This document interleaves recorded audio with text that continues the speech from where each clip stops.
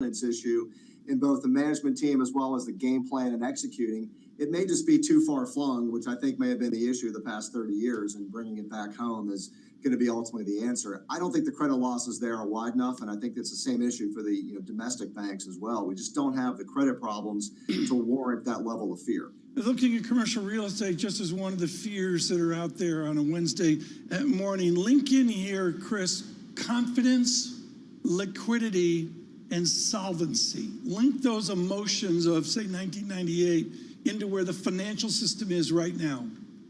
So the banks, Tom, have pre-tax, pre-provision earnings. That's PPNR. It's the central feature of the Fed stress test and really what we all look at as investors and analysts. That cash flow allows banks to build reserves. And we think reserve building is going to continue to happen. It's been strong year to date. We'll begin again next week with earnings for the big banks. We think reserves will rise for commercial real estate, for C&I loans, for everything. It's what has to happen during this part of the cycle. And then charge-offs will rise. Charge-offs are normalizing, but by the same token, they're going to be much higher in 24 than they were in 2018, 19, and even going back to the 13, 14 years. We're going to retrace old charge-off levels, and that's going to be healthy. We have to recognize risk, and we have to recognize loss. I don't think we have anything close to what we had in the great financial crisis era. We just have higher losses, which banks have to provide for. The fear of the unknown in commercial real estate is, to my opinion, somewhat overblown. We still have to reserve for that. And Citigroup has their share of that, and so do all the other banks at all sizes of the spectrum. Chris, can we talk about the policy response to the banking stress earlier this year? There was a big focus on unrealized losses in the Treasury market. Based on the moves we've seen, those losses are even bigger. Do you believe that these banks are well insulated with the policy response of spring, even with these bigger moves in the Treasury market now? Sure. I mean, the banks can still contribute to the BTFP bank term funding program. They really have not done much in the last several months. It's still around $108 billion. It's 25% of the incremental borrowings that the industry has done year to date. I think that the liquidity is perfectly fine. The challenge is, to your point, John, is that the losses continue to go up. We think there's another 2 to 2.5% mark on every bank portfolio at the end of September. Wow. So that still is going to make a net negative to tangible book. We estimate today that book values will probably fall about 1.5% for the industry using the KRE or the NASDAQ Bank Index as our benchmark. But that's still somewhat of a nuisance. The banks are still going to be profitable in the quarter. They're just, the profits will not outweigh the mark they have at the end of September. We may find that that starts to reverse as we head into year end and next year, only because we've had such a big move in treasuries. It could simply quiet down. We don't have to have the Fed making a rate policy cut to see those marks start to reverse. In fact, I actually think they're going to start reversing, surely because banks have a lot of 4- and 5-year securities they acquired in 2020 and 21 that are starting to burn off. There's a portion that will begin to burn off, particularly in the next 6 to 12 months. But still, there is a point here underlying this. The risk is really in some of the reserves, the safety assets, the things that are supposed to be really liquid. At a certain point, you have to think these banks are incredibly constrained when it comes to new loans with new business. If they have such a huge book of treasuries that they're trying to cordon off and sort of keep from any kind of active trading.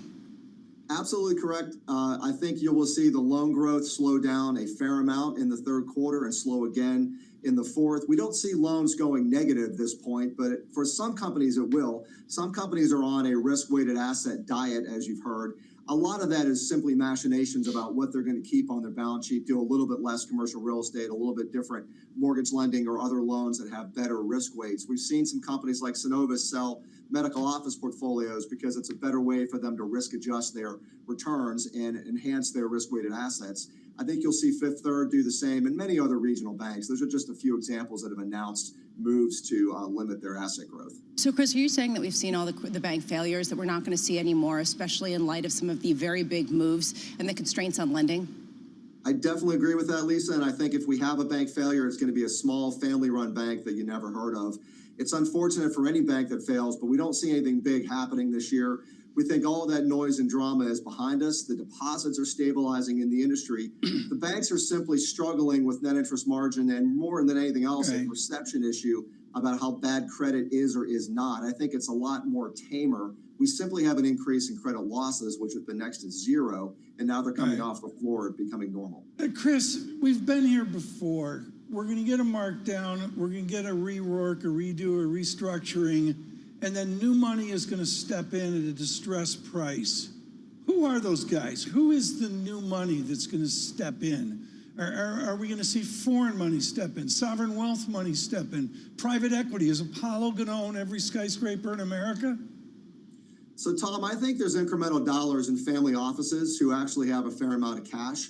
You know, family offices become very, very powerful. A lot of advisors who used to be at the old First Republic are now at family offices that have reconstituted, and they're competing head-to-head with J.P. Morgan. And those folks, in addition to private debt funds and other private equity funds, are the new players. We think some of the institutional investors who are on the sidelines will change their minds and come back in, but they'll be followers. The leaders are going to be those family offices and other private equity and private funds. It'll be domestic, but I imagine it will also be foreign as well. I don't think it's just a U.S. Trade at the moment. But the interest is there, and I think they're looking for better prices and opportunities. And clearly, where the KRE is, below 40, certainly attracts them now. A much more constructive view from Chris Marinak of Janney Montgomery Scott. Chris, thank you, sir.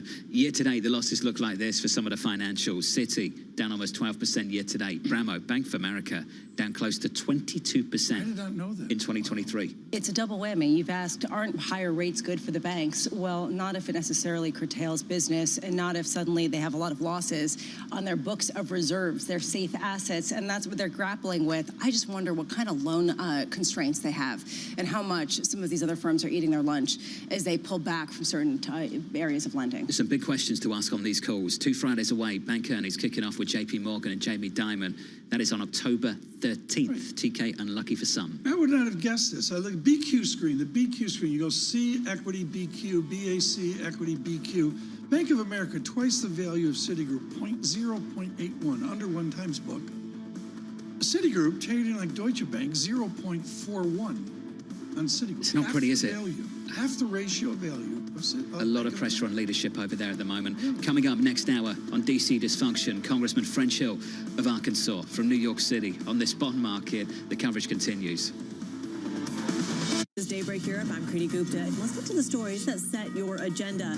Taking you from the U.S. market's close. A lot of this was priced into the U.S. session. To the overnight session in Asia. We'll walk you through what you need to know to kickstart the European trading day.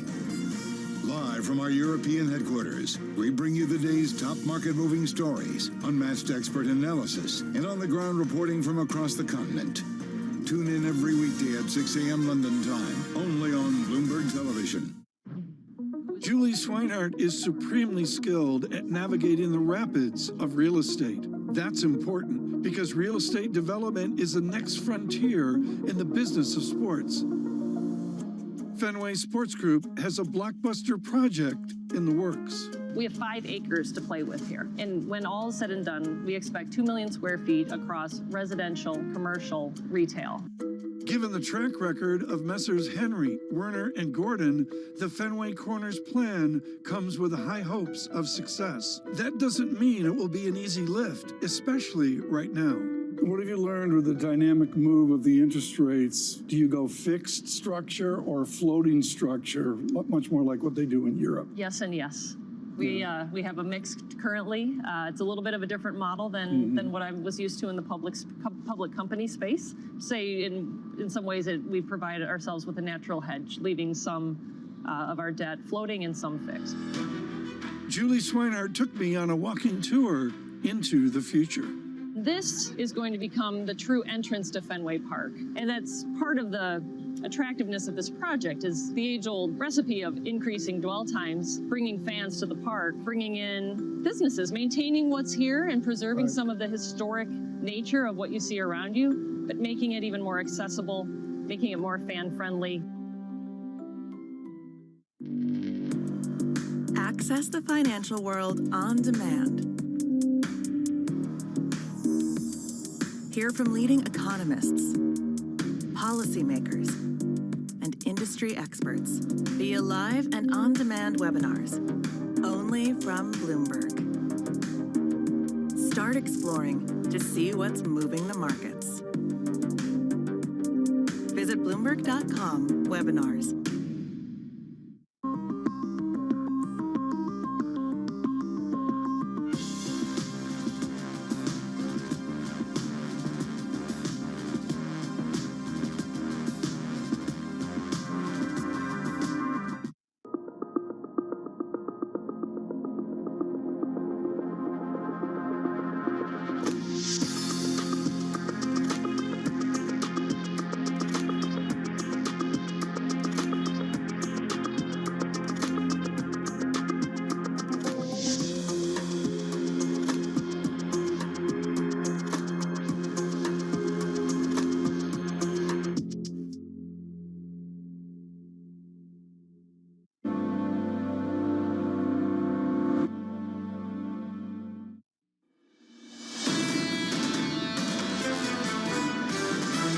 This environment was clear from early 2022 that we could be back in a 4, 5, 6% interest rate environment. Rates are a very self-correcting sort of thing. What we need is stability. Rates don't need to go down from here. What we're seeing is the underlying fundamentals are still good. Businesses are looking at the fact that the cost of capital is rising and they're starting to pull back on investments. The higher for longer is coming to a reality where the market's been in denial of that. This is Bloomberg Surveillance with Tom Keene, Jonathan Farrow, and Lisa Abramowitz. A global bond market sell-off for some DC dysfunction. Live from New York City this morning. Good morning, good morning. For our audience worldwide, this is Bloomberg Surveillance on TV and radio. Alongside Tom Keene and Lisa Abramowitz, I'm Jonathan Farrow.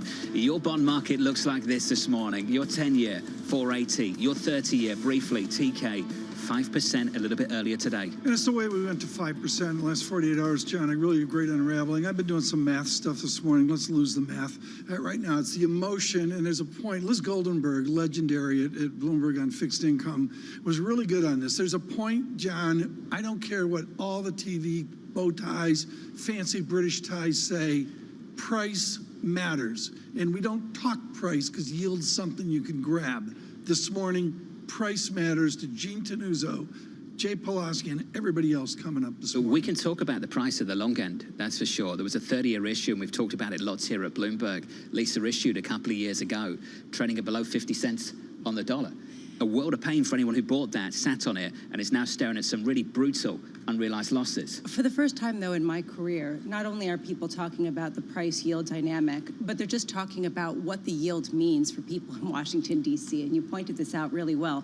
Suddenly, for the first time, the cost of capital matters with respect to how policy is executed in Washington. To me, this is the very new story behind some of the yield move that is raising alarm bells, not only in Washington, D.C., or maybe it should be raising alarm bells there, but certainly across Wall Street. When was the last time I did this, John? The 4 1/8 of August of 2000, not 1953, 2053. Not as long as the Austrian peace, but it's a 30-year U.S. bond.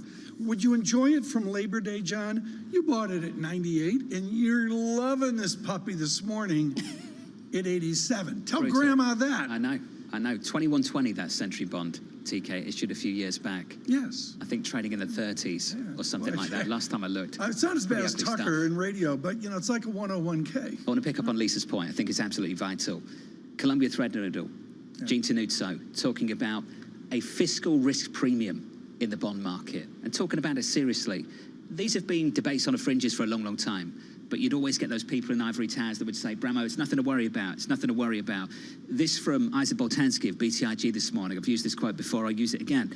Ousting the speaker in this manner is wholly consistent with broader structural concerns regarding American political dysfunction and the country's debt trajectory. It's not the only reason. It's maybe one of 5, but it's a big reason for some of the moves we're seeing. I'm curious, if they get a House Speaker and they start moving forward and the government doesn't shut down, do you see yields come in? In other words, does the bond market start to react to what's happening in Washington, D.C. for the first time? I mean, how many years have we talked about, oh my goodness, there's something big going on in Washington, and market participant after market participant says, ignore it. It's always the same old spiel. It feels totally different this time. Well, maybe it slams the brakes on the economy. You get some bad data and people start buying bonds again. Okay, that's big risk is you get some bad data and they don't buy bonds. Yes. That's going to be a pretty ugly day if that happens, and let's all hope that's not what we see. Yes. Anytime soon, particularly if you're long risk assets. Equities on the S&P 500 shaping up as follows. Futures right now just a little negative, a touch lower by 0.05%. Yields were much higher than this earlier in the session. We're up by 2 to 481.25. The dollar showing some weakness after dominating G10 over the last couple of days, the last couple of months. Euro dollar here, Lisa, 105.06. When it comes to what we're watching today, it really is the risk to upside surprise in economic data, because we have seen that as being one of the most disruptive aspects of markets. 8:15 a.m., we get the U.S. ADP job report. 10 a.m., we get ISM services, factory orders, as well as durable goods. Yesterday, that JOLTS figure, we've been talking about it. The fact that there was a surprise increase in the number of job openings definitely jolted the bond market, if you will, because you did see a real response there. Today, we get the OPEC Plus coalition meeting. And really here, what is the outcome when it comes to the proposed supply cuts on a monthly basis? How long are they going to continue with that? Is there a target to crude prices? Around $90 a barrel. This is basically the new normal that they're trying to get to. And Fed Speak today includes Fed Governor Michelle Bowman at 10:25 a.m. and Chicago Fed President Austin Goolsbee at 10:30 a.m., as well as later on in the day.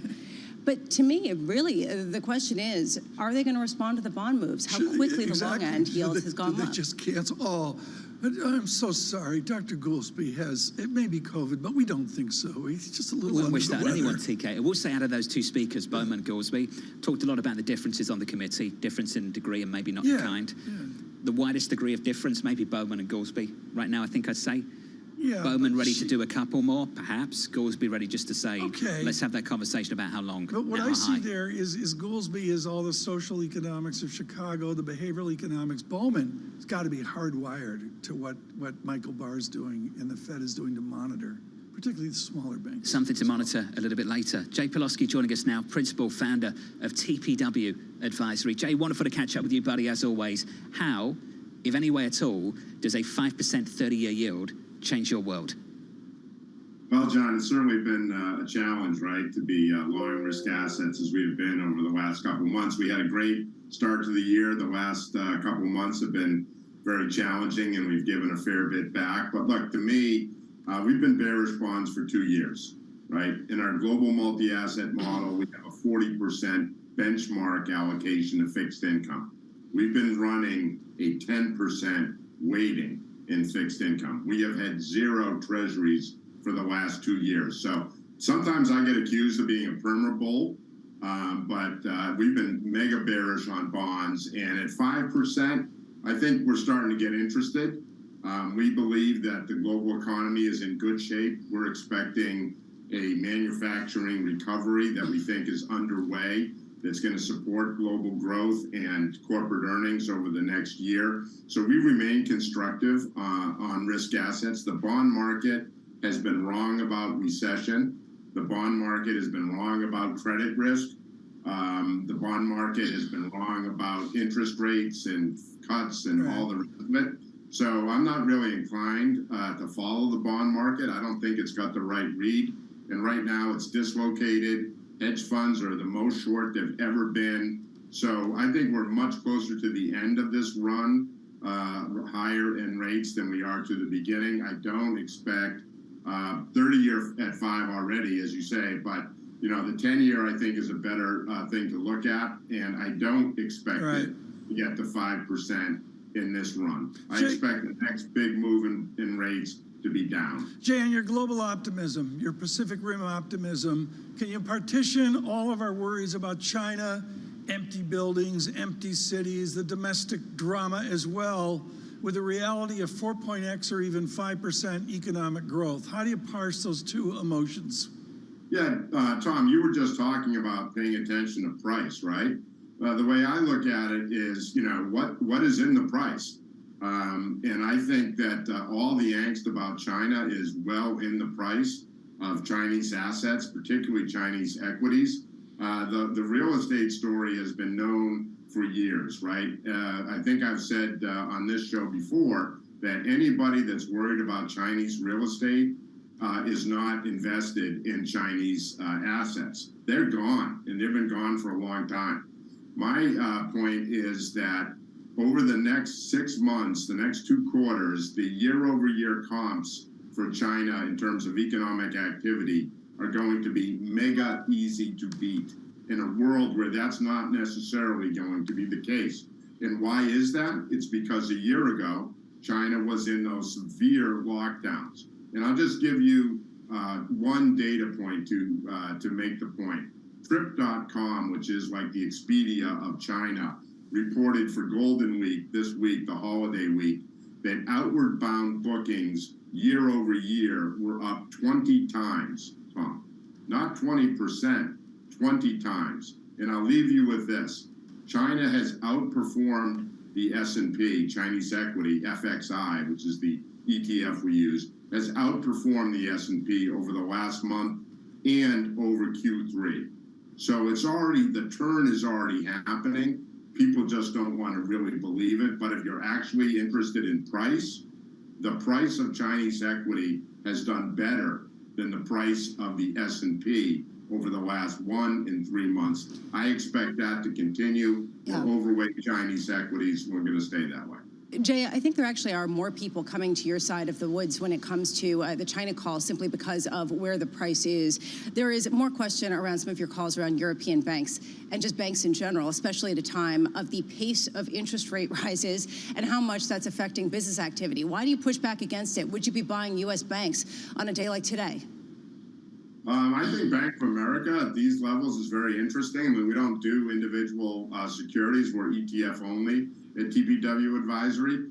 We own and have owned XLF, which is the U.S. banks, the big banks, not had any exposure to the regional stuff. And XLF is down for the year. It's been an underperformer, but it's not been horrible. European banks have, again, outperformed the U.S. banks. And I think that the opportunity is pretty nice. We talked about, again, I think Tom brought up the price to book. You're talking about major banks trading at half a book. Right. I think the price, the risk reward, like I said about China, China is the best risk reward because the risk is already in the price and the reward is significant. I think with the banks, again, half a book for Citibank, I think that's there we go.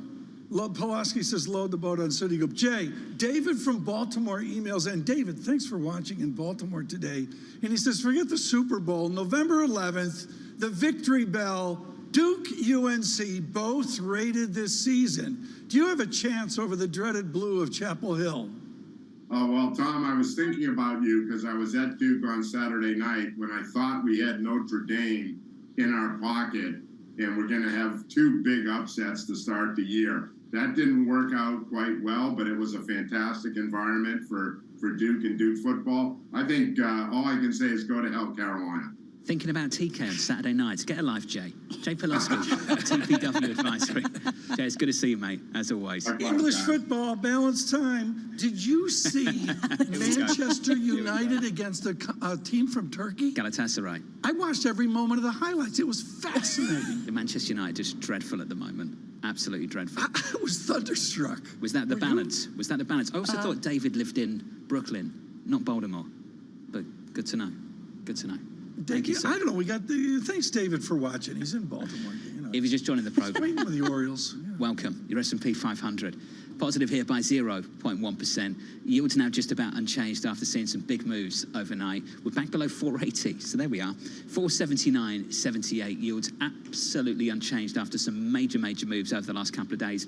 Gains of more than 20 basis points Monday and Tuesday on a 10-year maturity. On a 30-year, briefly through 5%, putting back just a touch now. We're down about a basis point at the long end. Dare I say a little bit of calm after the storm? 491 Bramo on a 30-year yield. At least not an escalating storm. I mean, I think that maybe that's the feeling. Maybe we're getting a sense of some sort of buying or some sort of plateauing, but it's early days because, frankly, the way that the sessions have gone, as the day goes on, selling in treasuries continues. Wait for the data. Right, wait for the data, which we're going to get, and then also wait for what happens in D.C. Well, after yesterday, that's where I want to go, but I'm going to note we have further disinversion this morning. The fact is we're way under 40 beeps, negative 34 basis points coming from pre-emitter negative 100 all the way up to negative 34. And every pro says this is the instability that matters. But Lisa, I take your point. I'm looking at a plethora of data, John. Lisa's right to talk about DC. You've talked about the historic nature of what's happened in Washington. A word I've heard is unprecedented.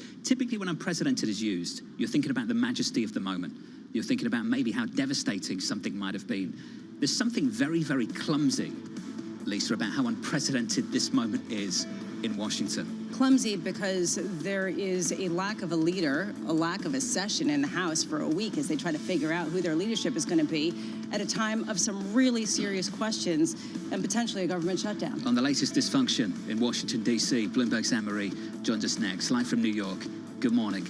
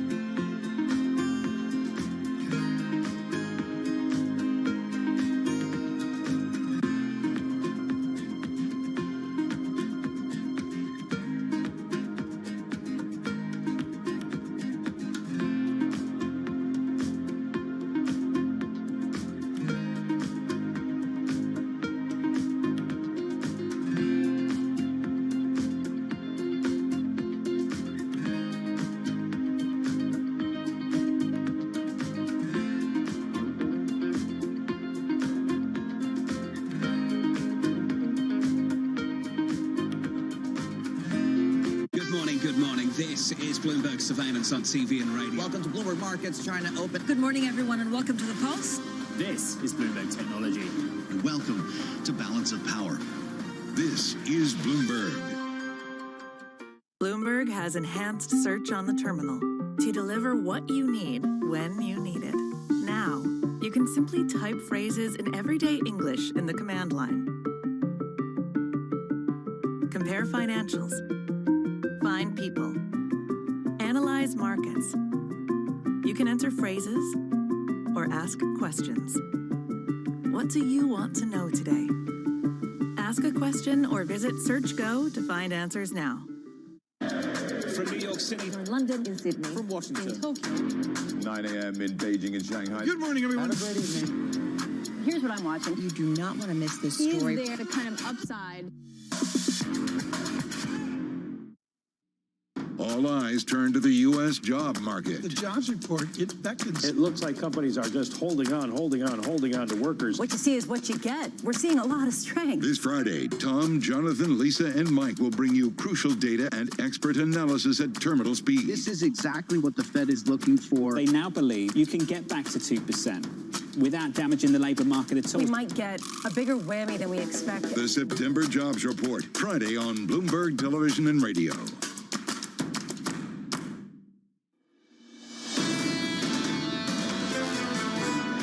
It's the benefit of this country that we have a better Speaker of the House than Kevin McCarthy.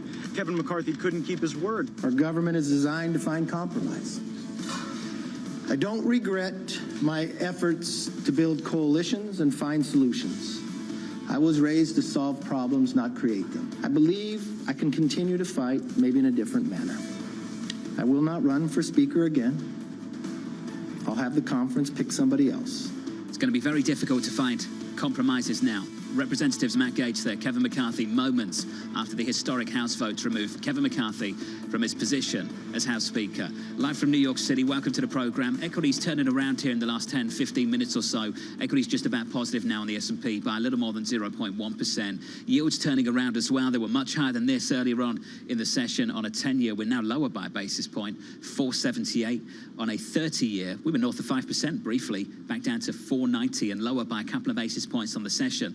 With that, the dollar weaker, the euro stronger, 105.15 on the euro against the dollar. Tom, that currency pair positive by 0.5%. Watching currencies today, and they're out off that, and again under 149, 148.85 on yen. I guess that's what we're watching there. Maybe it's off the radar after the bond festivities that we see. And again, I'm going to go, John, to 210 spread, showing me continued disinversion this morning. And as Lisa mentioned earlier, I'm sorry, 8:30 is a big deal. This economic data jolt what we saw yesterday. I like the pun. I appreciate that. Job openings, yes, that was nice. I nailed that. McKee talk. So Monday, look, Tom, Monday data was decent, better than expected. The ISM manufacturing, that contributed to the sell-off we saw in treasuries. Job openings also contributed to the sell-off in treasuries. There's just a feeling from a lot of people in fixed income at the moment that this is not just about the data. This is about other things as well. Yeah. Point to China, point to Japan exiting yield curve control, point to QT if you really want to, but also point to the dysfunction down in Washington over the last couple of months. The dysfunction in Washington, and Pennsylvania Avenue, folks, is a lot like Sunset Boulevard in Los Angeles. If you were to be like, for instance, at 601 Pennsylvania Avenue NW, that would be the Capitol Grill, and holding court there at 5 p.m. is Joe Matthew and Anne-Marie Horton. You can look out and also see the Anne-Marie Horton billboard as you head up to the Capitol. She joins us this morning here on Her Washington. Anne-Marie, open question. What was your insight on the theater as you went to your program last night? Well, there was a ton of theater, right? There was this rule procedure brought to the floor to potentially delay the motion to vacate. Speaker McCarthy lost that. He lost 11 Republicans in that vote, and then it really set in motion potentially for a quick ouster. I think Speaker McCarthy thought potentially daring this hard right flank to ouster him, basically, as the Wall Street Journal editorial board is calling it today, cut off their own heads, the Republican Party. Right. He thought maybe he could shore up some of these votes, but he had 8 of them that voted against him alongside Democrats. Right. The theater really, I think, is what was going on behind closed doors and in the hallways. I wasn't there, but what you're hearing from reporters in our building and also on Twitter was that even some individuals were crying. These are people who I cannot explain how chaotic it is right now for the Republican Party. And they're going on recess, but nothing can get done on the House of Representatives floor until they have a speaker. And that's going to take at least a week. Capture Anne-Marie at the Capitol Grill at the bar. They're watching Balance of Power. Capture for me the mood. We're on the TV. Capture the mood at the Capitol Grill last night of their Washington flat on their back. People are stunned. The Republicans have control of one chamber of one branch of government, and yet they have dissolved it, basically. And it is very chaotic. This is the first time in history, not the first time in history there was to be a motion to vacate. Remember, Mark Meadows put in a motion to vacate for John Boehner, but he resigned. We have been here before with the Republican Party in the fact that they put pressure on speakers, on their leadership when they don't get their way from the hard right flank of their party. This is the first time in history that a Speaker of the House has been ousted. And we have this pro temp speaker, Patrick McHenry, chair of the Financial Services. We know him well. He comes from a list that Speaker McCarthy made, this pro tempore list Speaker McCarthy made that only started after 9/11 in the event of a terrorist attack to make sure we have continuity of government.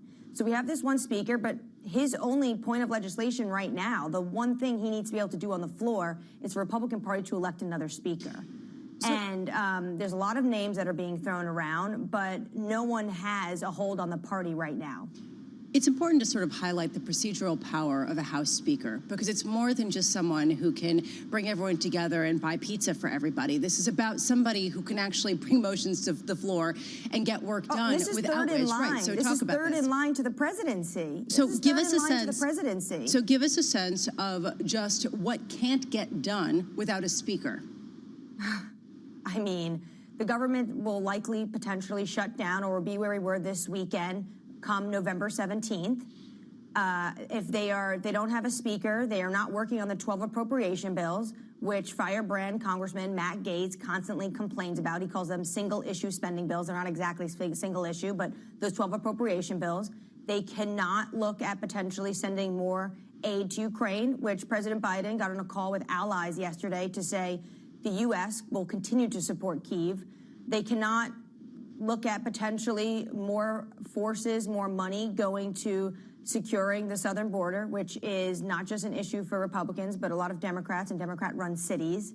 And nothing can get done on the floor until there is a speaker. And at the moment, it's uncharted territory for this Republican caucus. There's an issue with money, too, and a lot of times money speaks when we talk about the political game. Where are big businesses in terms of donations and in terms of trying to influence the conversation at a time of great dysfunction?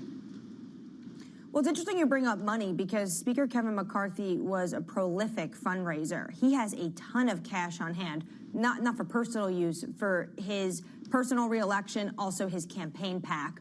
And he could decide who he wants to go support and not. I mean, if I was these individuals that voted to ouster him and teamed up with the Democratic Party, I would be very nervous about where he decides to spend his money next November. AMH, thanks for the update. As always, Anne-Marie down in Washington, D.C.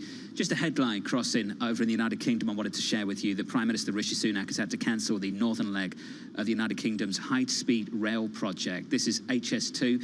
TK, it's gone way over budget. It's gone way, way over budget. What he's saying is that he's vowing to spend £36 billion in other transport projects.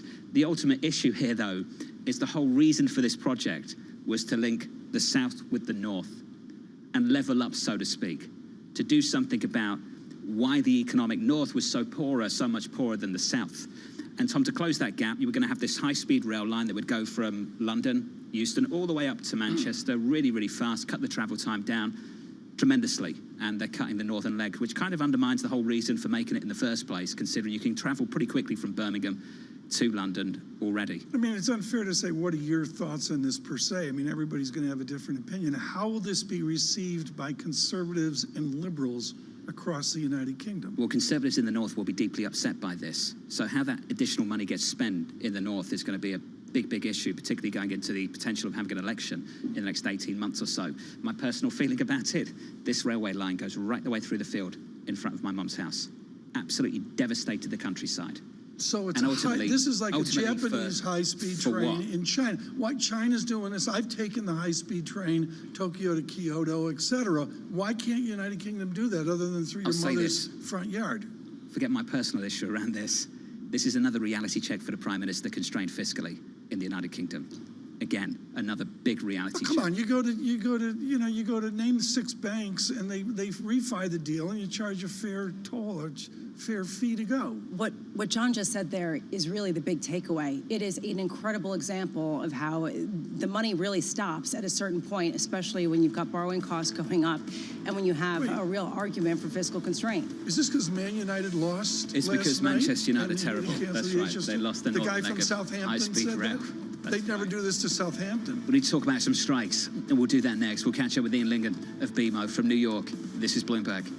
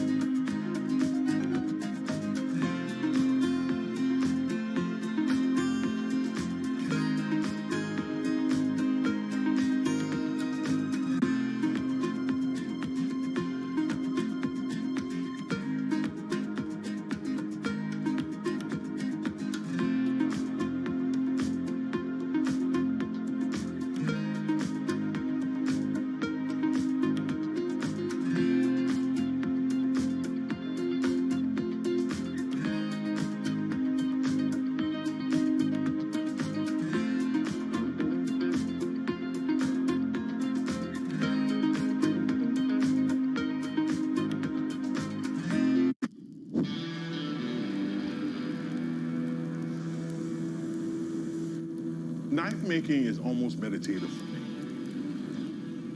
There's a lot of passion behind it. There's a lot of hard work behind it. And it's not just something that you kind of just brush off like, oh, this is just a knife. People's hands touch this knife. People pour their passion and their soul inside of these products. The art of blacksmithing has a very long history. Our notion of what it means to be civilized is to have metallurgy, to have the ability to transform the natural world. When somebody used my knife, I want them to say, damn! Golly, this is a badass knife.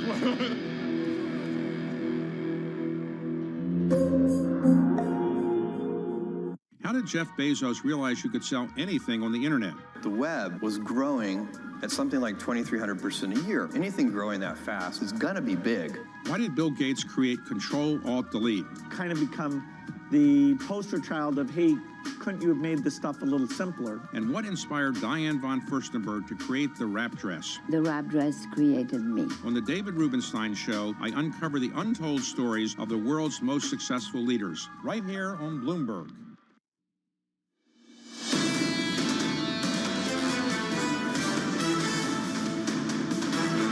Equities on the S&P 500 positive here by 0.1%, slightly elevated in the stock market. Looking at the Nasdaq right now, up by about 0.07 after some big moves yesterday, taking us back down to the lows we have not seen since early June. The S&P down almost 8% from the highs at the end of July. In the bond market, monster moves over the last couple of days, more than 20 basis points higher on a 10-year. Back-to-back double-digit moves after non-manufacturing, or rather after manufacturing ISM.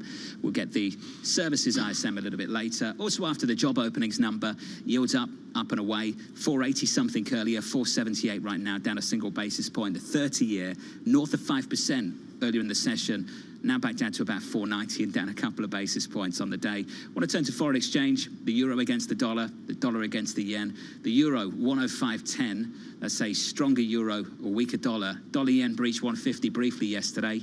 They won't confirm or deny whether the Bank of Japan, the Ministry of Finance, jumped in and did something about it, but we're back down to about 148.92. The gap lower on the chart, I think, Tom, just speaks for itself. It's screaming something happened once we breach 150. Now, something happened, and we'll see how it plays out. But the answer is, I've said, sequential interventions are weaker and weaker. It's like a nice dampening function out. And I certainly felt that yesterday. It didn't have the jolt of the first intervention of a number of months ago. Under surveillance this morning, the unprecedented removal of Kevin McCarthy as House Speaker, raising fears of a government shutdown with the next deadline a little over a month away. McCarthy losing his post after Republican hardliners revolted against his decision to compromise with Democrats to avert a shutdown last weekend. The House now expected to host Speaker elections next week, with the next shutdown deadline looming on November 17th. And a feeling, Bramo, we're not going anywhere anytime soon in Washington. The clock is ticking, right? We have fewer than 40 days left. We have no session in Congress for the next week or so as they try to get some sort of leadership lined up. Unclear who's going to win the speakership given the rigmarole that Kevin McCarthy had the last time around. So where does this leave us? Is this bond market responding to that dysfunction? And that's what we've been asking throughout the morning. Does anyone care in Washington? There certainly was that feeling that it was responding to some of that overnight, that's for sure. Gene Tenuto, Columbia Threadneedle, one of those we've spoken to, who thinks that's what's happening at the moment. I want to turn to the commodity market. Oil easing ahead of an OPEC Plus ministers meeting today. Individual statements from Saudi Arabia and Russia saying they will stick with earlier announced production cuts through the end of the year. US stockpile data due at 10:30 Eastern will update the latest on already declining crude inventories. We're talking about operational minimums in certain places here, Lisa. That deficit is the reason we're back near the 90s. Some of the physics behind this, that basically the sludge at the bottom of the tank makes it less efficient to really pull out and have a good grade. I mean, this is where we're at based on just how low these inventories have gotten. The question that I have is, in a couple of sessions over the past couple of days, the idea of higher yields has led to the idea of perhaps more weakness down the line, which has put a lid on some of these oil prices. Do we hear OPEC Plus justifying further cuts by saying, look, you know, we could see weakness because guess what? You know, you've got really strong economic growth, and so there's going to be a yield response. And, you know, it's such an uncertain circumstance. We don't want to oversupply things. Crude, TK, pulling back over the last week or so. News. I got, you know, as always, you got a wide set of opinions. Rule number one, never predict crude. It's the toughest thing to predict in the world. And, you know, I'm just going to let it play out. You know, we were at 100, OMG, we're going to 120. No, Ed Morse is down, and here we are. I think we've said that, haven't we, before? If you want to make a fool of someone, ask them for an oil I've learned forecast. that the hard way. I mean, I'm not like Bramwell. Bramwell had the 2 barrels in the living room, was killing. She had like 3 years of tuition off that play. Let's finish on the strikes. And Ford raising its offer to striking UAW workers. In a statement, the automaker is willing to raise pay by 20%, increase 401k contributions, and offer as much as 5 weeks vacation. UAW is still looking for a 30% hike in wages, a return of traditional pensions, and commitments to electric vehicle battery plants. On the strike front, Lisa, healthcare strikes in America. This to me is the most interesting thing. This isn't a one-off, excuse me, when it comes to auto workers. This is also something broader. We're seeing strikes also this morning. Kaiser workers launching the largest U.S. healthcare strike across the U.S. 75,000 workers walking out on strike at Kaiser hospitals across the country today. This is a theme, and at what point does this give rise to the feeling of a wage price spiral or something more, with the tightness in the labor market being something other than just robust economy, but really a lack of workers for the jobs at hand? And I would suggest that October is considered by experts a great reset on price change in medicine. So we may see some interesting sub-data. McKee's 3-day strike, Tom. 3-day strike.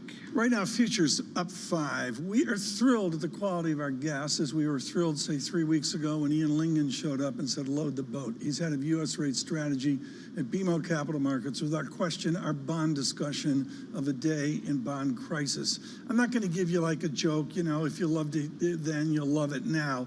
But Ian, I want you to take all of your experience and say, how did this price decline in fixed income filter into the financial system? How does it filter into our banking system? Well, I think what's been fascinating about the recent repricing is that we haven't seen the type of response in risk assets that we might typically. Given the magnitude of the backup in 10-year yields, I would have expected equities to be off more than they currently are. And I think to some extent, the market is looking at this move and saying it's temporary. We're going to have dip buyers come in and we'll reset to lower rates. What I worry about is if this sell-off ends up being sustainable. Envision a world with 10-year yields above 5% for a sustainable period of time. Real rates now in the 10-year sector are at 240, 245. If that stays there, we're going to see some far more material ramifications for the direction of growth, consumption, and consumer borrowing. Last time we spoke, I said to you, is this 10-year a screaming buy? And you thought it was a screaming buy. What have you found difficult about this move since that conversation? What's behind it? So I think that the most interesting aspect of going from 435 to 485 was the fact that, for all intents and purposes, there's a buyer's strike in the Treasury market. It's not a situation where there are aggressive sellers. It's not a situation where most investors have changed their fundamental belief in the way that monetary policy functions, but rather the resilience of the real economy has left most investors in the Treasury market on the sidelines, and no one is willing to jump in front of this and grab the proverbial falling knife. Tell me whether you think the DC dysfunction is contributing to what we're seeing. I'm hearing from some people that they think it is. Do you agree with them? Well, it certainly isn't helping. I think the reality is that what we're dealing with at this moment is the fact that up until this week, term premium was effectively zero or negative. We're now to the point, at least according to the ACM model, where term premium in the 10-year sector is at about 22 basis points. When we looked back at the 2001 episode, term premium peaked in 10s at 35 before quickly correcting into the negative 60 range. So there could be a very sharp reversal in the offing soon. So if a few weeks ago you thought it was a screaming buy in the 10-year Treasury, is it even more of a screaming buy now, given how much more higher we've gone? I think a fair characterization at this moment is it's the perfect time to be on the sidelines until things stabilize. Eventually, we will look back at 10-year real rates at 240, 250 as potentially a generational buying opportunity. But for now, I'm on the sidelines to be sure. But why, right? I mean, because if you liked it at 450, why not love it at 480, right? I mean, we're looking right now at yield that we haven't seen going back to 2007 and really creeping up against the highs that we haven't seen since 2001. Why stay on the sidelines if you think eventually it will be the screaming buy? At its essence, what we're looking at now is we're all as a market waiting for any evidence that the lagged impact of monetary policy is going to hit the real economy during the fourth quarter. We haven't actually seen that. And so if we come out of Friday with a stronger than expected or even a relatively benign payroll sprint, then we focus on Wednesday's CPI, we could see 5-10 10-year yields, and that would be a much more attractive entry point. Right. Ian Lingen with us here on Bloomberg Radio. Good morning across the nation. John, I'm doing price today. I haven't done this since time began. 5 years. It's called the old on Bloomberg. Right? I don't really, Ian understands it. I don't understand it. You've enjoyed from Labor Day going from 100 to 97 on your assured 5-year piece of paper. The price destruction has been pretty phenomenal. Ian, there's a lot of people sitting on unrealized losses in this Treasury market. Can you walk us through just how much volume there actually is? You've talked about a buyer's strike. Has liquidity changed? Has volume changed in the Treasury market? Well, outright volume numbers haven't changed. In fact, the numbers that we track, we are at about 1.4 times the norms over the course of the last 2 or 3 days. But when we see the severity of the price action, the moves really suggest that these are transactions that either need to occur, or i.e. they're just transactional, part of the normal daily flow, as opposed to someone really getting excited about the outright level of rates and taking a shot at going long in any significant size. I guess what I'm asking, is it still orderly?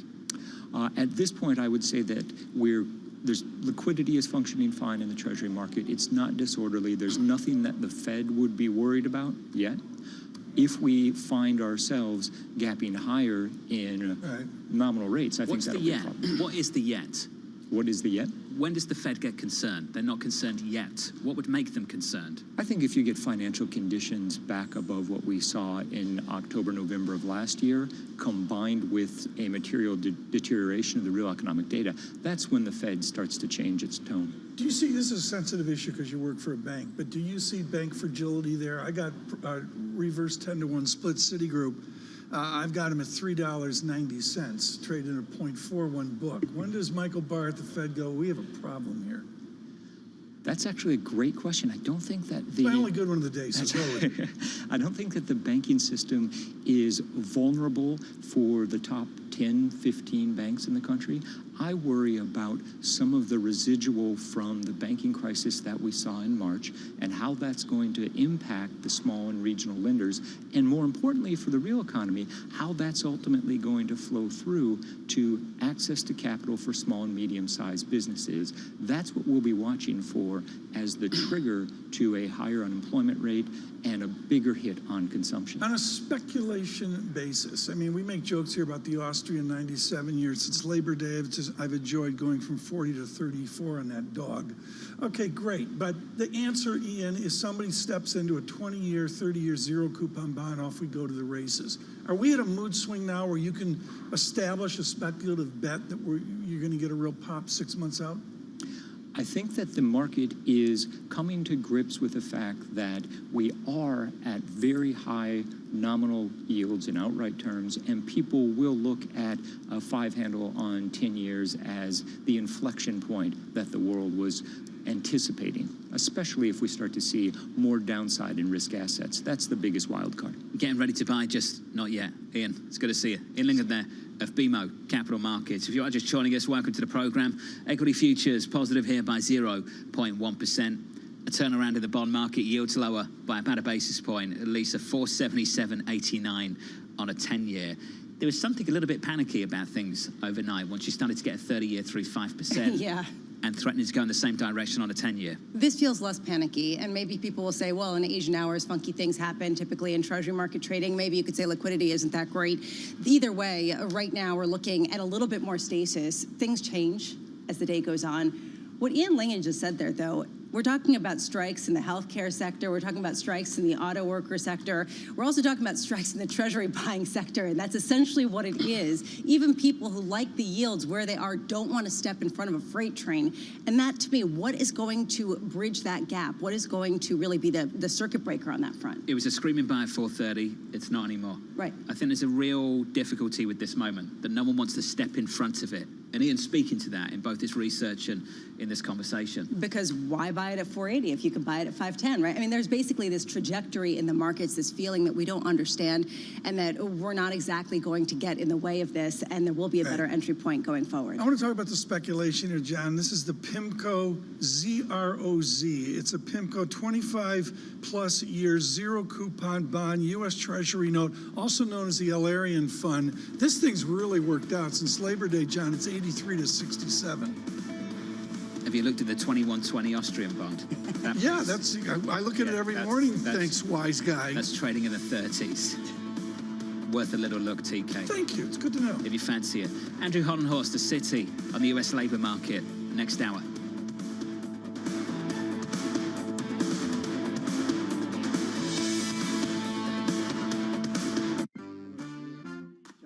That's me, Max. What's up? How are you? I have been writing about Wall Street for almost 15 years. And what that means is I write about feuds and rage and rises and falls and comebacks. And every now and then, I also write about a couple of villains. Thank you so much. And now, I am about to do something new and very, very scary. We are making a show, and it's based on Bloomberg Businessweek magazine. So what is this show about? It's a show about money, power, culture, pop business. We're gonna ask complicated and profound people about their ideas, their careers, their lives, their risks, their failures, their imagination. It's so incredibly liberating not to care what other people think. I was giving my tools to other communities. I wanted to bring those tools home. Tune in. Please, really actually tune in. I desperately need an audience.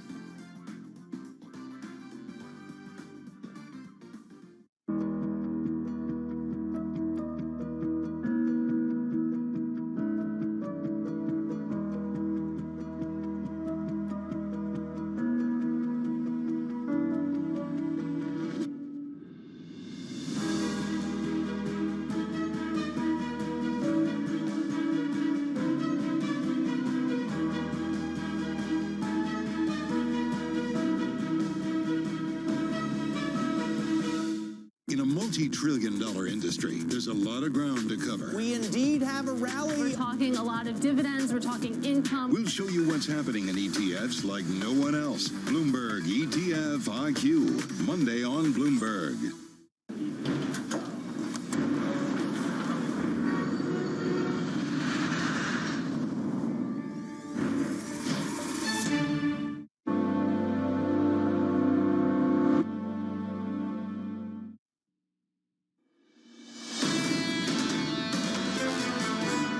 Are you planning on endorsing a successor to you? And then I might.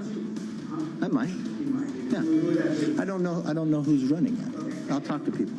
And when you look back, is there anything you could have done differently to with those 8 members? Yeah, a lot of them I helped get elected, so I probably should have picked somebody else. Congressman Kevin McCarthy speaking to the press after his historic ouster as House Speaker. Live from New York, welcome to the program. Equities turning positive, a real turnaround in this market this morning. Equities were lower, bond yields were much higher. Turn that upside down. Equities are positive by 0.2%. Yields are now down by 3 basis points, Tom. 476.84 on a US 10-year this morning. There was history made yesterday in Washington, and we're not going to turn this into a history lesson, but to give you some perspective, and I thought the Washington Post captured it brilliantly this morning with the word rebellion. There are different kinds of Southerners. Newt Gingrich with Sean Hannity last night was heated and on fire, the former speaker with the revolution of 1994. And now we have the immense honor of speaking with French Hill. He's been a good friend of the program. And far more important, folks, French Hill is linked to American finance through his banking in Little Rock. French Hill, how do you link this moment to confidence in our banking system?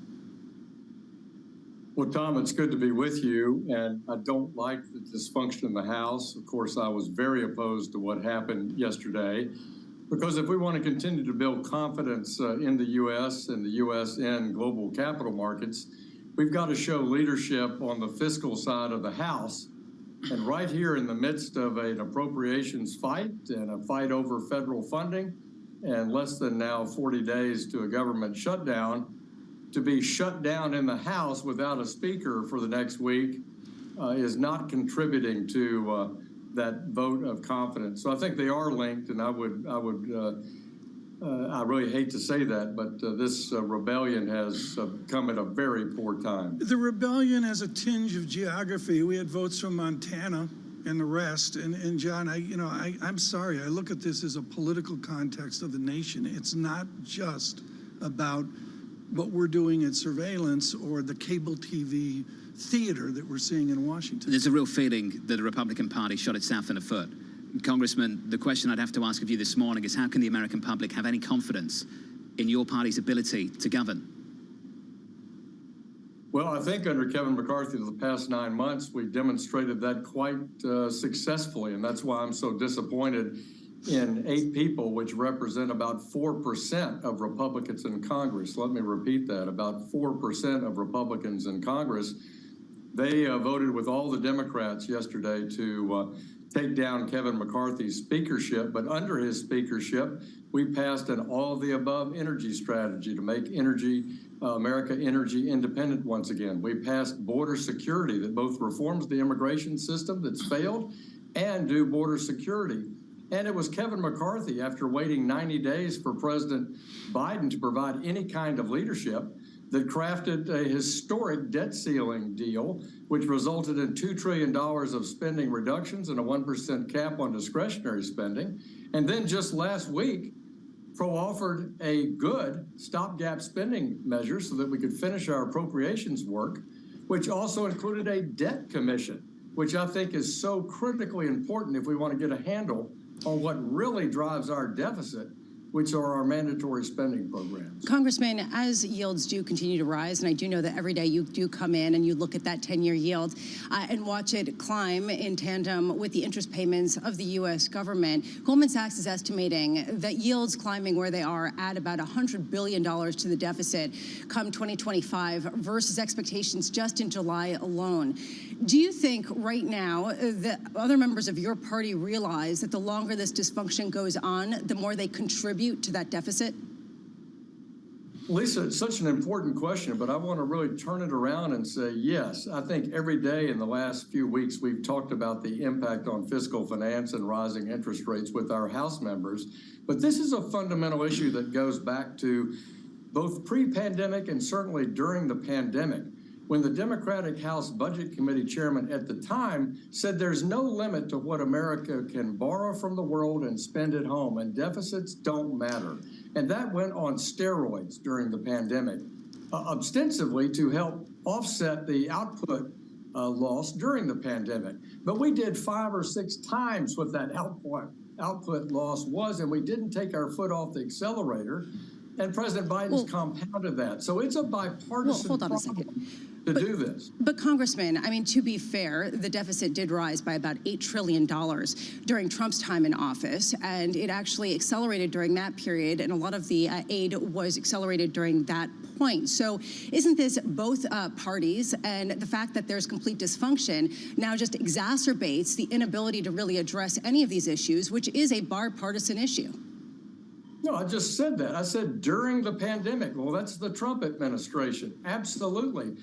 We had spending out of control there with an eye towards trying to offset the output losses during the pandemic. The Globe did that, but we overshot, plus too lax monetary policy for too long. We've lost our way. I want to go back to when both parties said that zero deficits were the objective, not $2 trillion, which is Joe Biden is projecting. So sure, both parties bear full responsibility for this, but what I've seen in my 40 years of being in private business and in and out of government is there is no consensus that large deficits are bad in the Democratic Party and some in the Republican Party, and that's what's got to change.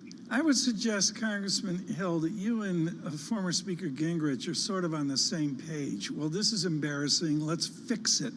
The way to fix it is an anointed Speaker of the House. How long is this going to take? Well, I hope, Tom, I would have hoped that we could have started that process before we left this week, but we didn't. And so we're going to meet either Monday night or Tuesday morning early and start the process of selecting a new speaker. And I want to have that concluded next week. It's very important that we get on with our work in this midst of this appropriations fight that we have on our hands with the government shutdown looking us in the eye for November 17th. Congressman, this is a difficult question. It might be somewhat emotional for you. Has your party left you behind? Do you get the feeling that this is not the Republican Party that you joined and it's moved away from you? I think the Republican principles of balanced budgets, a strong defense, international leadership, the largest open market in the world that attracts people all over the world. These are core principles, loyalty to the Bill of Rights and the Constitution.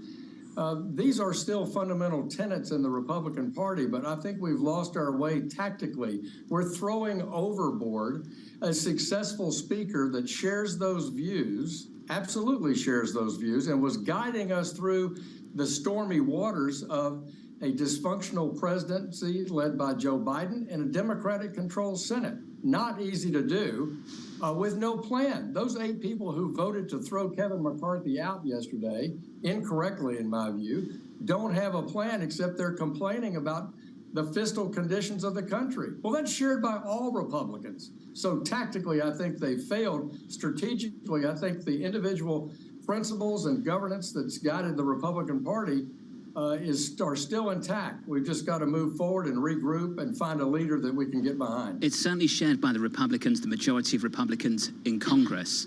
But, Congressman, is it consistent with the views and the beliefs of the dominant leader in the presidential race for your party going into next year? And I think overwhelmingly the answer to that is no, isn't it? Well, I think President Trump believes certainly in a lot of those principles, and I've seen him do good work when he was president, but we need him to help rebuild this and not run counter to it. We need to have the Republican Party on the same page when it regards our role in the world and our role at home on how to do that. And, you know, President Trump had challenges on the spending side too, and yet he was good on some other things. So we've got to get together and focus on the House in the next few days and get a House leader that Republicans can back so that we're back in this game of countering the Biden's failed agenda on the border, internationally and fiscally. Congressman, just finally in 30 seconds, is he helping you or hurting you now? Who? The former president. I don't think he comes into play in this issue in the House. What we've seen is these 8 people are not doing Trump's bidding. They're concerned about the fiscal affairs of the United States. I get that. They did not trust Kevin McCarthy. I don't agree with that, but I understand where they're coming from. This is an internal matter that we need to solve in the House, and we need to get a leader that we can get behind, as I say, in order to counter the mistakes and the direction of the Biden administration. Congressman, thank you for your opinion, your view this morning. We appreciate it, as always, French. Congressman French Hill there on the latest in Washington. Live from New York City, your equity market just about positive on the S&P 500. It's a bit of a turnaround this morning. This is Bloomberg. From the world of politics. We're not going to be relying upon countries whose values we don't share. To the world of business. It's all about corporate power at the end. Balance of Power. Live from Bloomberg's Washington headquarters. We're going to be more excited what's in store for you. How long will it take? How many years? Why don't we take this one day at a time? Good luck. Everybody has a perspective. Every weekday at 5 p.m. Eastern Time. Join hosts Anne-Marie Hordern. It's the one area, really, of bipartisanship. I think we're getting more of it. That's optimistic. And Joe Matthew. The debt ceiling is looming. How close are we going to get to the line before you start to worry? Alongside Kaylee Langs. The door was open for regulators to do more, and that puts the Fed between a rock and a hard place. As they deliver news. This is such an important economic issue. He's no longer trying to run away from that really blew some minds. Insight. We can both invest in law enforcement and also make sure that communities feel safe in their own skin. And analysis. I think your audience will get this more than most. This is not the Republican Party that you know. It allows him to do what he did so successfully in 2020, which is run against crazy. From and about politics' biggest power players. This was the zombie case, and it's now more than well alive. That's for sure, with 2 more potentially to come. I'm willing to have this battle. It is vitally important. This is the intersection of Washington and Wall Street. Bringing people directly to the decision makers that impact your investments and your life. Balance of Power, every weekday at 5 p.m. Eastern, only on Bloomberg, your global business authority. This is Daybreak Europe. I'm Kriti Gupta. Let's get to the stories that set your agenda. Taking you from the U.S. market's close. A lot of this was priced into the U.S. session. To the overnight session in Asia. We'll walk you through what you need to know to kickstart the European trading day. Live from our European headquarters, we bring you the day's top market-moving stories, unmatched expert analysis, and on-the-ground reporting from across the continent. Tune in every weekday at 6 a.m. London time, only on Bloomberg Television. Obviously, we were trying to create shoes for me to wear in the Olympics, and that was happening pretty quickly. And then just understanding a new industry and how shoes are even made. But as we went down that path and started to just learn and research more, we learned that shoes have not been made for women.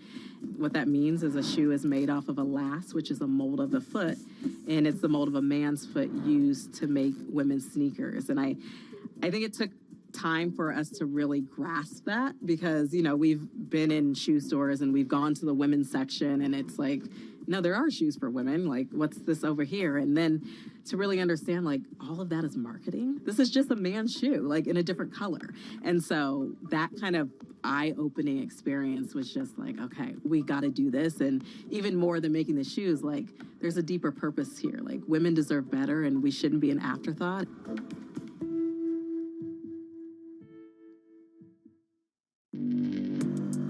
Access the financial world on demand. Hear from leading economists, policymakers, and industry experts via live and on-demand webinars, only from Bloomberg. Start exploring to see what's moving the markets. Visit Bloomberg.com/webinars.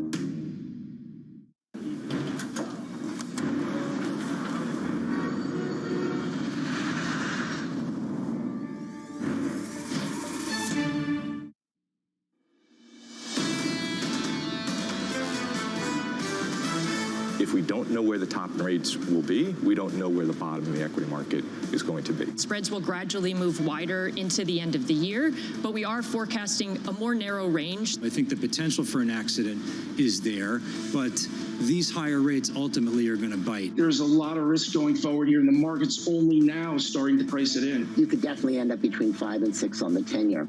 I think it's more likely we're going to head up towards 5. This is Bloomberg Surveillance with Tom Keene, Jonathan Farrow, and Lisa Abramowitz. Good morning, everyone. Jonathan Farrow, Lisa Abramowitz, and Tom Keene on radio, on television. An historic morning for America. Yes, the politics of Washington, but far more in 14 minutes, John. Once again, we're data dependent as bonds are priced lower. Can we make it 3 for 3? ISM manufacturing, better than expected. Job openings higher than expected. ADP report just around the corner. Tom, going into payrolls on Friday. It's a trend of hard data, soft data, all the other stuff Michael McKee talks about. He'll be with us. We're going to come to you commercials free through this hour. Keith Lerner in moments, and then a guy named Hollenhorst is scheduled to show up to tell us about Powell in the put. Secretary Yellen yesterday, very chairman-like. I believe we had a Yellen put tossed into the landscape. I believe that was a hope, not a forecast. Yeah. That higher for longer is not a given. Given the backdrop, Tom, you've got to talk about the context.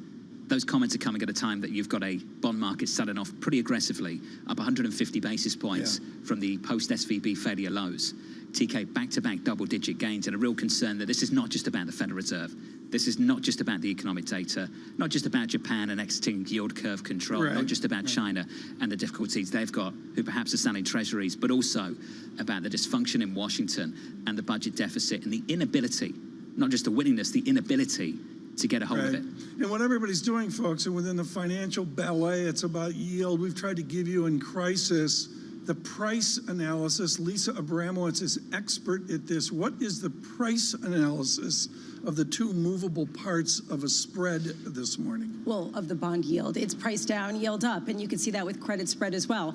It's basically when you have the risky aspect of the company go up, you see credit spreads go up, and you are seeing that because right now people are looking out there and saying, if borrowing costs go up this quickly, you start to have a fundamental concern about what kind of price you're going to have to pay to refinance. This is the issue. If prices of borrowing go up, if rates of borrowing go up enough, it becomes a credit risk just because it doesn't make sense to borrow money and refinance at some of these rates, Tom. Farrow this weekend out looking at real estate across the island of Manhattan. How about that? Not so much. John, how about that 7.88% 30-year mortgage? Are you kidding me? I haven't seen numbers like this in more than 20 years. Manus Cranny's moved over to New York. Welcome, Manus. He's doing a great show at the moment with Danny Berger at 5 a.m. in the morning. Good for him. I'm looking forward to catching up with him a little bit later. We've been talking about mortgages in America, Tom. Real estate in the United States. He's looking at buying in New York. I was like, good luck. I said, Manus, the problem is not just that rates are high, it's that prices haven't come down. That's the issue right now in real estate. So sure, I mean, you'd pay like 8% mortgage rates, whatever. I wouldn't be too bothered about that if prices had come down 20, 30%. That's not what's happened, because a lot of people are sitting on mortgages that have got a two-handle on them, Tom. Suppliers, we know, is an issue in a lot of places, including in New York City. And this is the thing about long and variable lags. In the housing market, super long. It's like 30 years. The high yield, which is what Bramo's talking about, that's on the horizon, near term, next 12 months. There's a lot of companies that need to come back into this market and refinance. And they're going to refinance at rates that look nothing like the rates they financed at a couple of years ago. When you take Manus out, I mean, is the Dead Rabbit enough of an Irish bar downtown, or is that just, that's like American Irish? It's like, it's really not. That's a bit of a stereotype. It's a stereotype. I wouldn't take Cranny to an Irish bar. You're not going to take Cranny to New York. to I took him to a diner. We had breakfast. You were there. Yeah, well, that was, but that was, he wasn't really here yet. Now he's more here. No, he was here. But he it was wasn't very offensive much enough. physically present. Lisa, this redounds to speaking of Ireland. I looked at Irish prices. Manus says I should live next door to Bono, however you pronounce it. The real estate prices in Ireland are insane, and this is a global moment. We've really been focused on America, but the German 30-year or UK gilts, et cetera, they're all in the same disarray. There's a tension right now because there is a lack of supply of homes, and there is an increased demand as people come of age to actually make families and move out of their parents' basements. You do wonder at a certain point where it breaks, and there is a theory out there that when rates start going lower, you start to see supply come into the market, and that's when you see housing prices fall, because you actually get price discovery. You actually have a market. 2-10 spread, John, to get the data going here. It's been a little better in the last hour. We had continued disinversion early morning, early surveillance morning. Now negative 37 basis points is still stunning. Massive turnaround, but let's talk about where that disinversion, is that what we're calling it? Disinversion is coming from. Priya Misra told me that. It's coming from the long end selling off. It's coming from 10-year yields going aggressively higher, 30-year yields going aggressively higher. And that is not the steepness we expected, the nature, the character of it.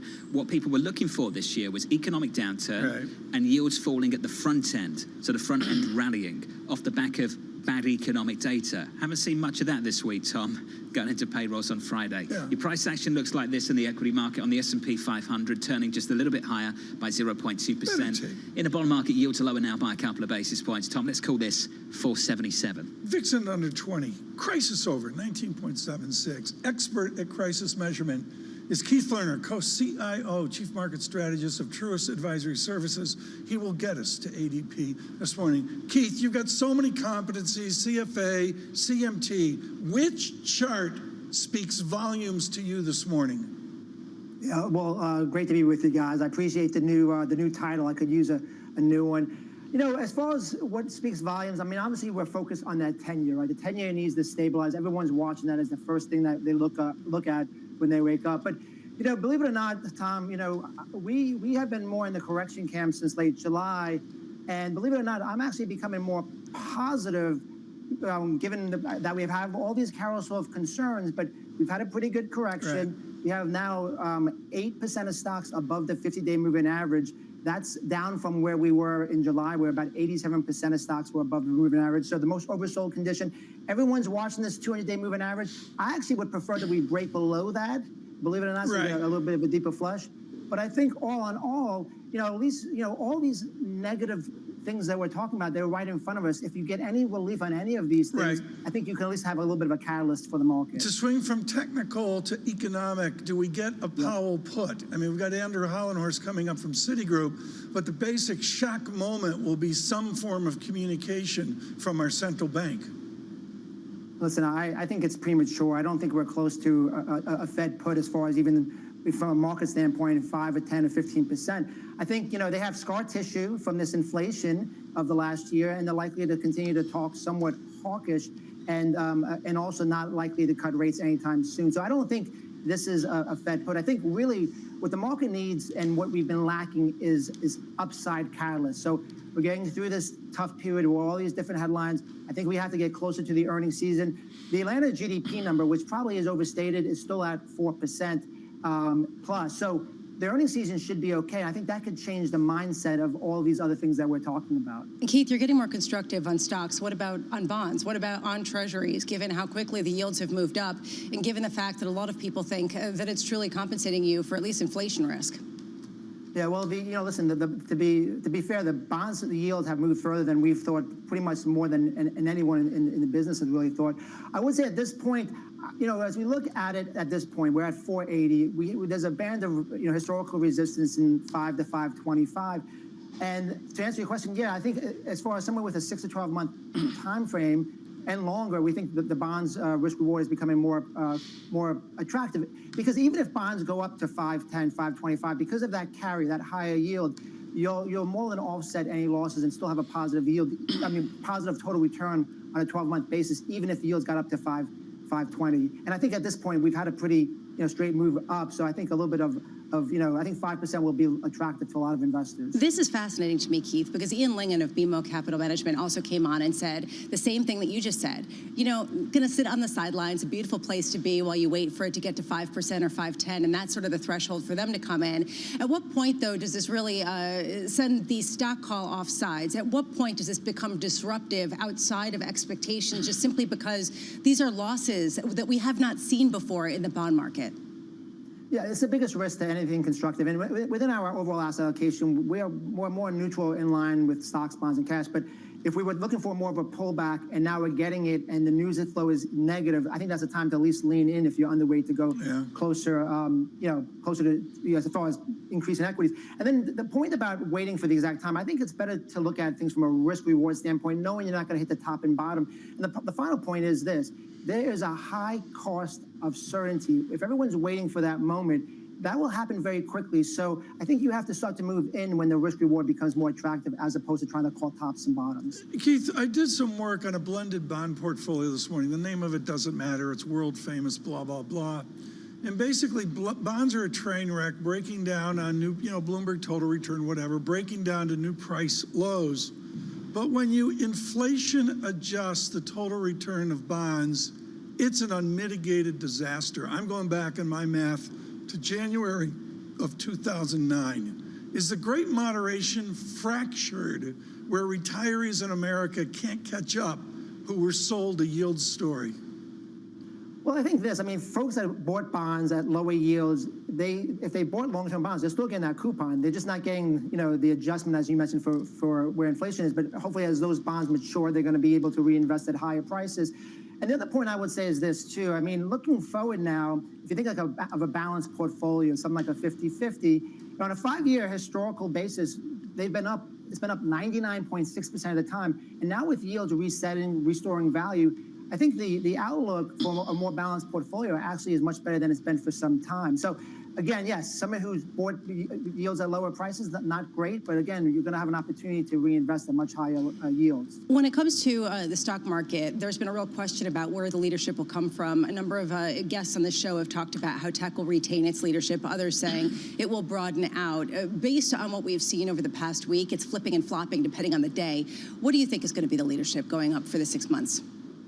Yeah, well, that's been one of the problems why we were a little bit more cautious recently, is because there was no leadership. But as we move out of this, I think 2 areas that we would focus on as far as from a sector standpoint is more of a barbell approach.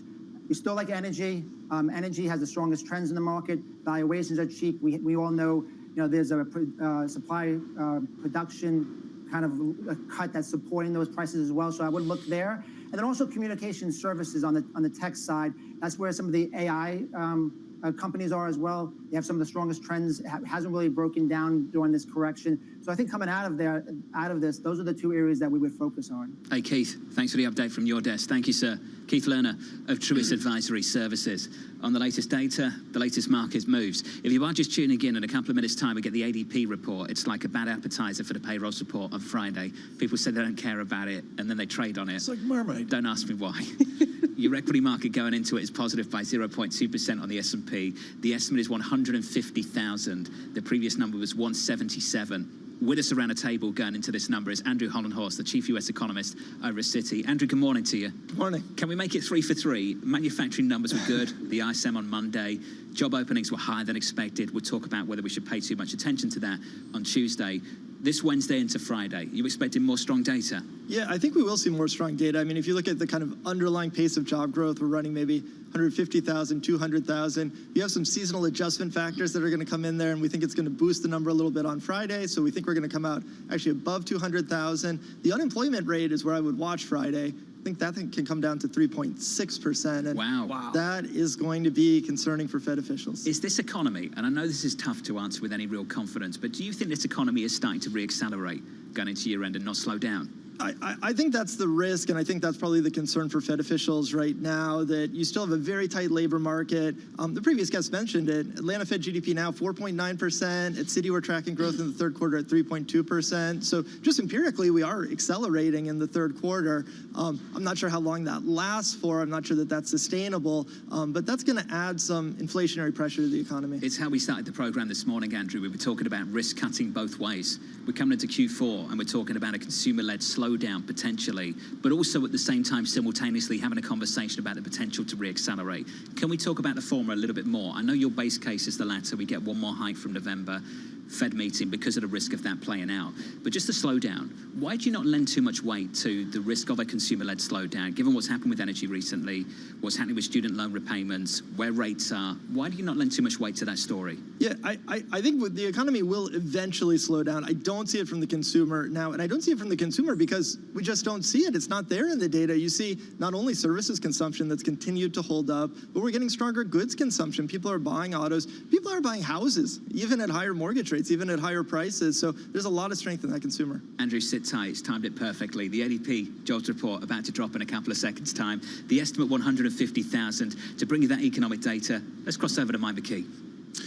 Well, good morning, guys. We get a number that is a lot lower than people anticipated. Just 89,000 jobs created in September, according to the folks at Automatic Data Processing. Annual pay up 5.9%. That's a drop. So it looks like at this point a weaker than expected jobs report could be a possibility. We always have to add that could be disclaimer when you're talking about ADP and its relationship to the government payrolls number. Now, remember, these are private sector jobs. By industry sector, goods producing 8,000 jobs. Manufacturing, ADP says, loses 12,000 jobs. Construction gains 16,000.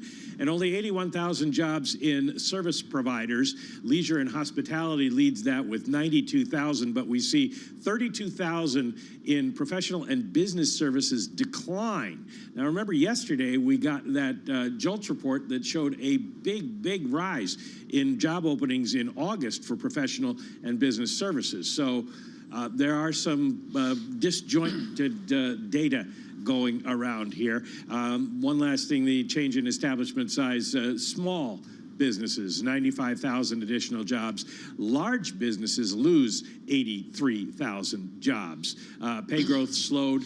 Job stayers up 5.9%. Job changers 9%. And remember, the quits rate didn't move, so people are still looking for other jobs, expecting to get paid more. So bottom line, 89,000 jobs were created according to ADP. We'll see how that affects everybody's forecast for Friday. Mike, stay close. We'll get into the data ahead of Friday as well. This move, this data goes against the grain. Better than expected data Monday, Tuesday, downside surprise Wednesday. And this is the move in the bond market. Yields lower, treasuries rally. On a 10-year yield, we're down about 5 or 6 basis points to 473. It is 8:17 a.m. Eastern time, and we've already had a 15 basis point trading range on a US 10-year yield. Another day. Much higher a little bit earlier. We were pushing 490, and now we're back down to 470 something. On a 30-year, yields were 3.5% earlier on this morning. They're back down to about 487, down about 6 basis points there. Off the back of that move, equities spiking higher, near session highs, positive by about 0.3% on the S&P 500, and the dollar, which has been absolutely dominating the bulk of G10 with the exception of the Japanese yen in the last 24 hours, shown some weakness now against the euro. 105.17, that currency pair positive by, let's call it 0.5%. Tom, that currency pair near session highs. Much more than normal, John. And folks, you just simply look at the blinky of the Bloomberg Launchpad, the red and the green, the amber on the screen. And John, there's a lot of action there. There's people adjusting. Adjusting, where adapting. We are. Yeah. Downside surprise, 89,000 on ADP. The estimate 150. Looking ahead to payrolls, this is the number we're looking for.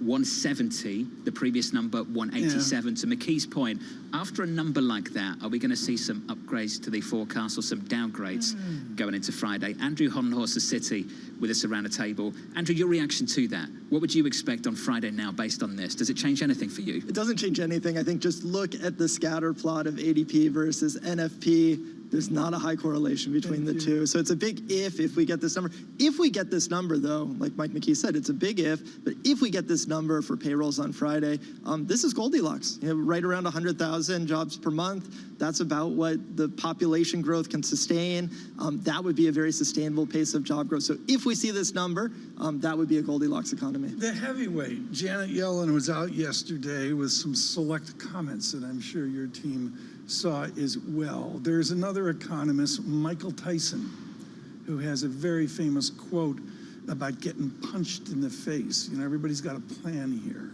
How does the Fed, with the trauma that we've seen the last week in the bond market, I'm sorry, there's a point here where the Fed put comes back into place. Are we anywhere near where the Fed looks at the financial trauma and says, we got to adapt? So remember what the Fed is trying to do here is to raise interest rates and slow the economy. They've raised policy rates, but really what controls the economy, mortgage rates, corporate borrowing rates, those are going to be dependent on the 10-year yield. So the fact that 10-year yields are higher, I think, is probably consistent with what the Fed is trying to achieve. Now, like John was talking about earlier, being in a 15 basis point trading range over the course of an hour or so in the day is probably not the level of volatility that Fed officials would like to see. So they're watching this, as Fed officials, government officials always tell us, they're watching. And they'll be watching for, do we see signs of liquidity stress that are emerging? If you saw those type of things, then yes, I think you could think about, would the Fed actually react to this? And first it would be with their rhetoric saying that, maybe Treasury yields have moved too far, but I think we're still away from that point. Treasury yield curve is still inverted. We still have 10-year yields below 2-year yields. They've come up a lot. We're not as inverted as we were. If you're not imminently looking at a recession, you're not staring down a recession, it's not clear why that yield curve needs to be as inverted as it was. A number of people have come on this show have said that a lot of the move in yields has not been fundamentally justified. Do you disagree? Do you think that fundamentally where the yield is currently on the 10-year Treasury and the 30-year Treasury is completely justified and compensating you for inflation? I think it depends on what you mean by fundamentals. But if you're including in those fundamentals the fact that we're running large deficits, there's more Treasury supply that's coming to the market. So some people would call that a technical, but I would say that is a fundamental structural part of the U.S. economic backdrop right now. And along with that, we're running higher inflation. And you were just talking about this earlier. If we're running inflation that's above 4% still by a lot of measures, it's not that surprising to see Treasury yields above 4%. You need that yield just to be compensated for the inflation that we're running. Do you think dysfunction in Washington helps the Fed's cause? I would not say that it helps the Fed's cause. I don't know if it helps anyone's cause right now. The developments, it does raise questions about whether we're going to be in another shutdown November 17th.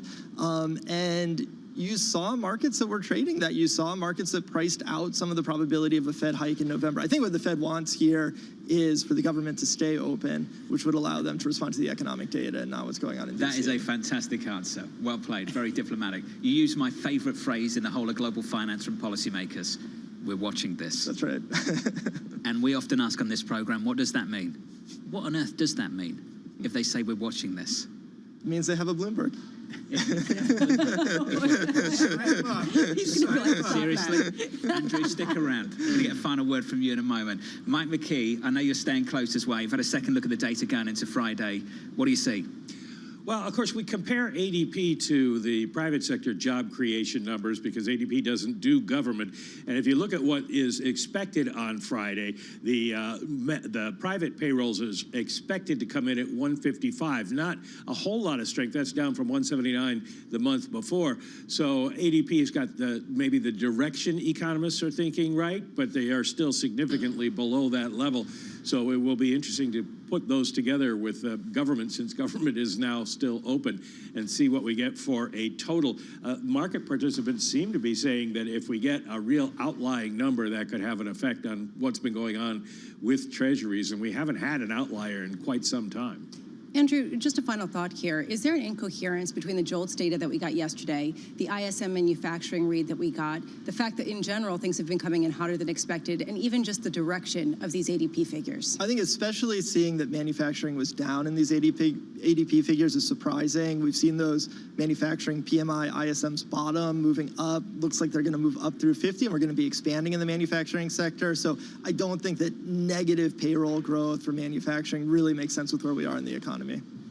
I look, Andrew, you got to go back. You got to write an 8-page paper with your team, a guesstimate forward. And the heart of the matter is the vector of inflation. I mean, within the dual mandate. Do you agree that we've seen 3-month annualized disinflation? And can you state that we've got a generalized vector that is disinflation? I can't state that. I wish I could state that, but I can't state that. I think what we've seen is a soft patch in inflation. You had a lot of special factors that came together, auto prices moving down, airfares moving down. Some of those factors are going to go the other direction, and we have a tight labor market. This is a key insight, John. This is the arch debate on surveillance right now. 240 on Friday still? Still at 240 on Friday. Unemployment at 3.6? 3.6 unemployment. Where's wages? Wages, we think 0.3%, and that's a big question. Ultimately, it does come back to wages. Do we see wages that are slowing down, or we have them 0.3% month on month? That's kind of holding steady. How much weight would you put on job openings? Here's so many complaints about that data. It is not the most high fidelity reading that we have on the job market at all. So, I'm watching the whole mosaic of jobs figures, and if you look at the mosaic, I think it's all telling you it's a tight labor market. Sounds like an audition for the FOMC, that doesn't it? Andrew, stick around. Andrew Hollenhorst of Citi is going to stick with us. In the next hour on Bloomberg TV, Brian Levitt of Invesco is going to be joining us. Jim Bianco of Bianco Research to weigh in on what's developing in this bond market, and some reaction to the price action as well from Mandy Su of SIBO. Looking forward to all of those conversations in the next 60 minutes or so, next 90 minutes on Bloomberg TV and Bloomberg Radio. Bramo, big turnaround of the bond market then. Yields lower now by 3 basis points. They were much, much higher earlier on today. Yeah, but they were much lower yesterday when we started the day, and it really depends on what we get from ISM services data that comes out at 10 a.m. It is interesting, though, this stability. Does it lead to more buying because it gives people some confidence that they're not catching a falling knife? There's sort of a psychological aspect to this that we heard from Ian Lingen, who called 10-year treasuries a screaming buy, now doesn't like them because of what's going on, just simply because he thinks that he has a better entry point. Wasn't that a month ago? Yeah, that was a month ago. Screaming buy. I just did a great function, John, the trading envelope in the Bloomberg. We've had a dramatic pullback in yield in the 10-year yield. Guess what? We're still out at 1.9 standard deviations move. It's just a little bit it's of quite a move there. It's quite a move. It's just a non-move. Downside surprise on the ADP report, 89,000, the estimate 150. From New York City this morning, good morning. Stocks are higher.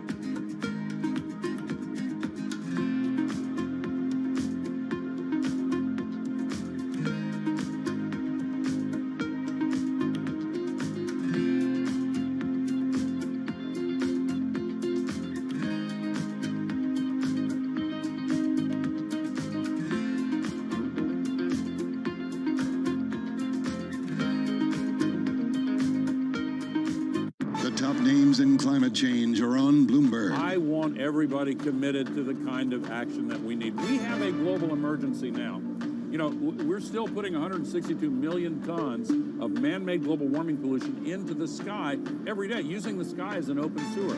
That's trapping as much extra heat as would be released by 600,000 Hiroshima-class atomic bombs exploding every day. That's what the scientists tell us, and the data shows it. That's crazy. That's why we have a third of Pakistan underwater. That's why we have the historic heat wave in China. Nothing comparable to that ever. That's why the heat records are broken every year. And we're seeing an increase in the flows of climate refugees crossing international borders that are due to vastly expand unless we take action to solve the climate crisis. Nobody covers climate change like Bloomberg, your global business authority.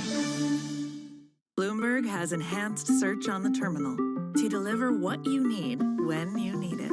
Now, you can simply type phrases in everyday English in the command line. Compare financials.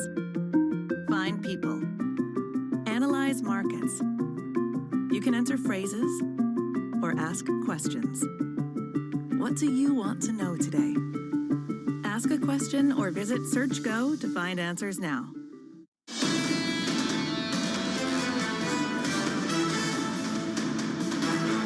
I'm not data dependent. Bramo's data dependent. Welcome to Bloomberg Surveillance. John Farrell preparing for an eventful 9 o'clock hour. Futures up 10. They reverse VIX 20. Fear, crisis, 19.56. An improving VIX as well. I'm watching 2's10 spread, the vanilla spread, as Andrew Hollenhorst calls it.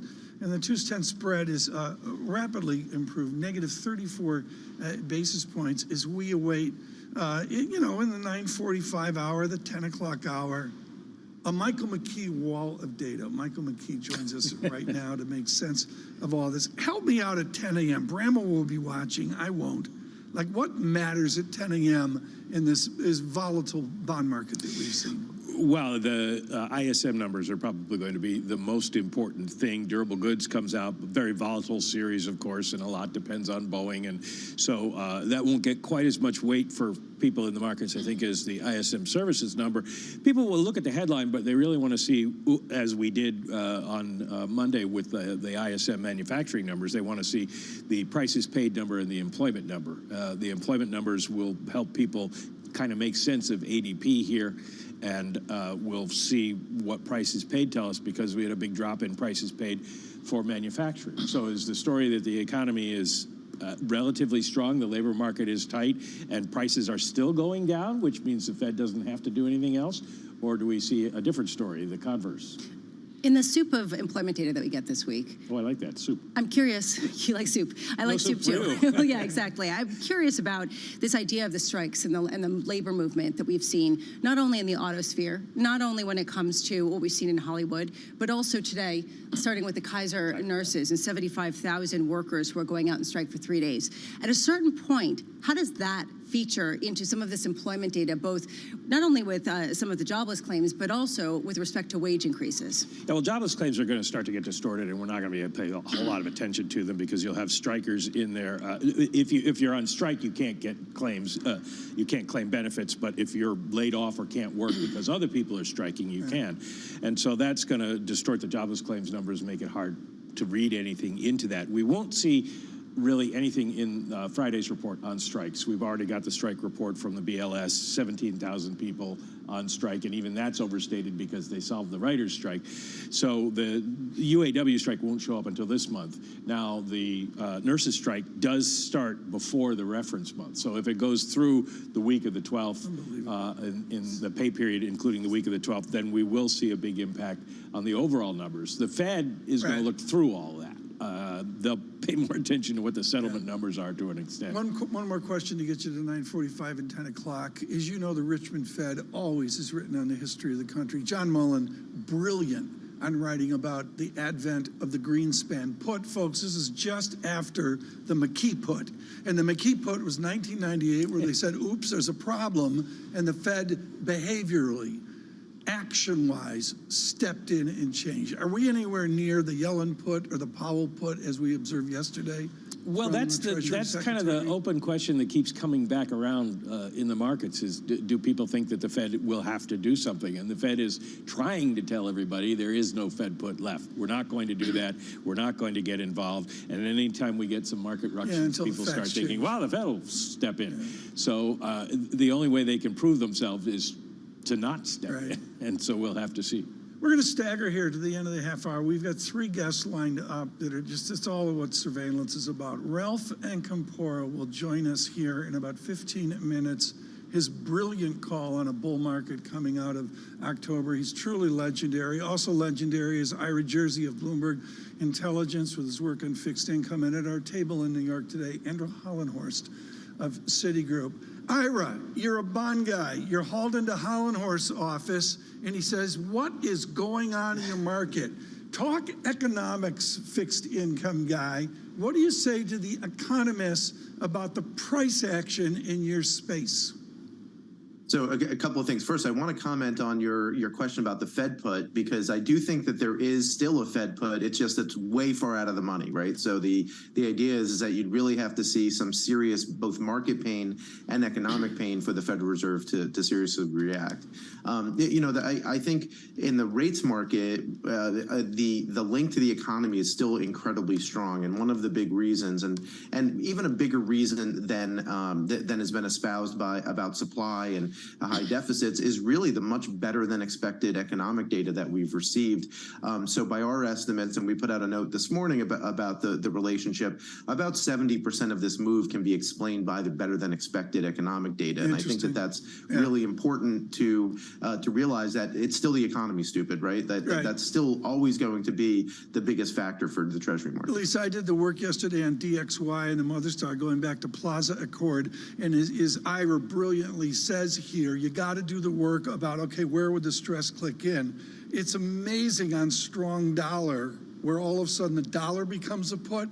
We're distant from that. We really got to move up on dollar strength to get action. I've been thinking a lot about this, right? And what Ira said there is both financial market stress, but also economic stress. And Andrew Hollenhorst with us here as well.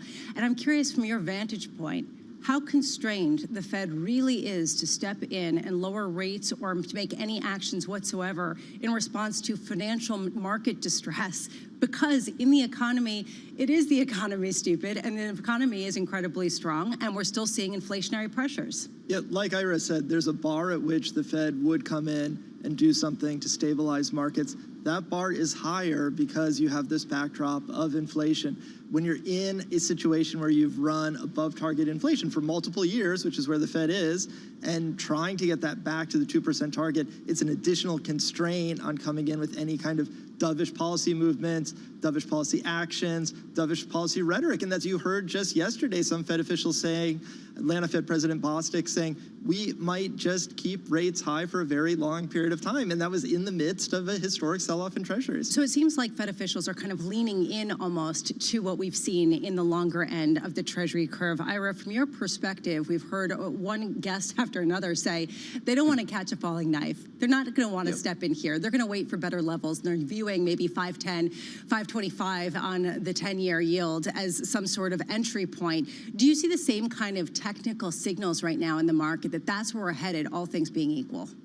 So 5.3-ish%, 5.34% is the next really important technical level. And, you have to go way back, Lisa, because as you know, and as Bloomberg's pointed out quite a lot the last couple of days, is that we're at levels we haven't been at since before 2007, right? So when we think about where the 10-year yield becomes kind of a value play, it really becomes, a question as to what is the terminal floor, right? So the big thing that the market's now priced is not just that the Federal Reserve might leave rates at 5.5%, 5.75% for the next year, 18 months, but more that when they cut, they might only cut to 4%. Now, I think that's wrong, and I think the market probably is being way too optimistic about that. But when these kind of moves start to gain momentum, they keep going until kind of you go the other way, right? So we haven't yet seen complete capitulation, I think, by long investors, by investors that really, want to be long the market here. So the path of least resistance is still for higher yields near term. I think there will be a pretty interesting buying opportunity in the next month or so, but it's hard to say that's where we are today. Pro tip: most important conversation at Citigroup today is not Jane Fraser, it's Andrew Hollenhorst, and you're going to wander by crack security analyst Keith Horowitz, and it's going to be a Hollenhorst-Horowitz conversation. And it's going to be about how all of this eco mumble jumble floats over to the banking system. How do you as an economist synthesize Keith and his team's worry across different capitalizations of the banking structure? So Keith Horowitz is actually my neighbor in New Jersey, so I run by his house. He comes out the front door and we talk about these things. So that will probably happen. Dogs in the neighborhood run away. Yeah, we're the only two people who want to be in that conversation. But no, I think that's exactly the question we should be asking. With a large upward movement in Treasury yields, fixed income investors are taking losses, and where are those losses showing up, and what does that mean for the different investor segments? That is something to keep in mind. This is gospel, folks, at UCLA, where Hollenhorst studied, Axel Leonavood and that. Forget about yield and all this financial media garbage. It's about price. When do people like you at the Eccles building, like Michael Barr, start worrying about price in bonds? Yeah, so there's a price conversation, there's the yield conversation. If you look at the price... And they're two separate. And they're separate conversations. Yeah, that's right. And that matters. And look at what the Fed has done with the Bank Term Funding Facility, for instance, where you can now deliver a U.S. Treasury to the Federal Reserve, $50 Treasury, and you'll get $100 back from the Federal Reserve. Yes. Why did they put that in place? They put that in place because they recognize that these Treasury securities have taken losses. There needs to be some kind of backstop for those losses. So it goes back to Lisa's question. The Fed is standing ready to do something if something needs to be done. There's just no indication right now that something needs to be done. What about quantitative tightening? How much of what we're seeing in the long end is because of that, Andrew?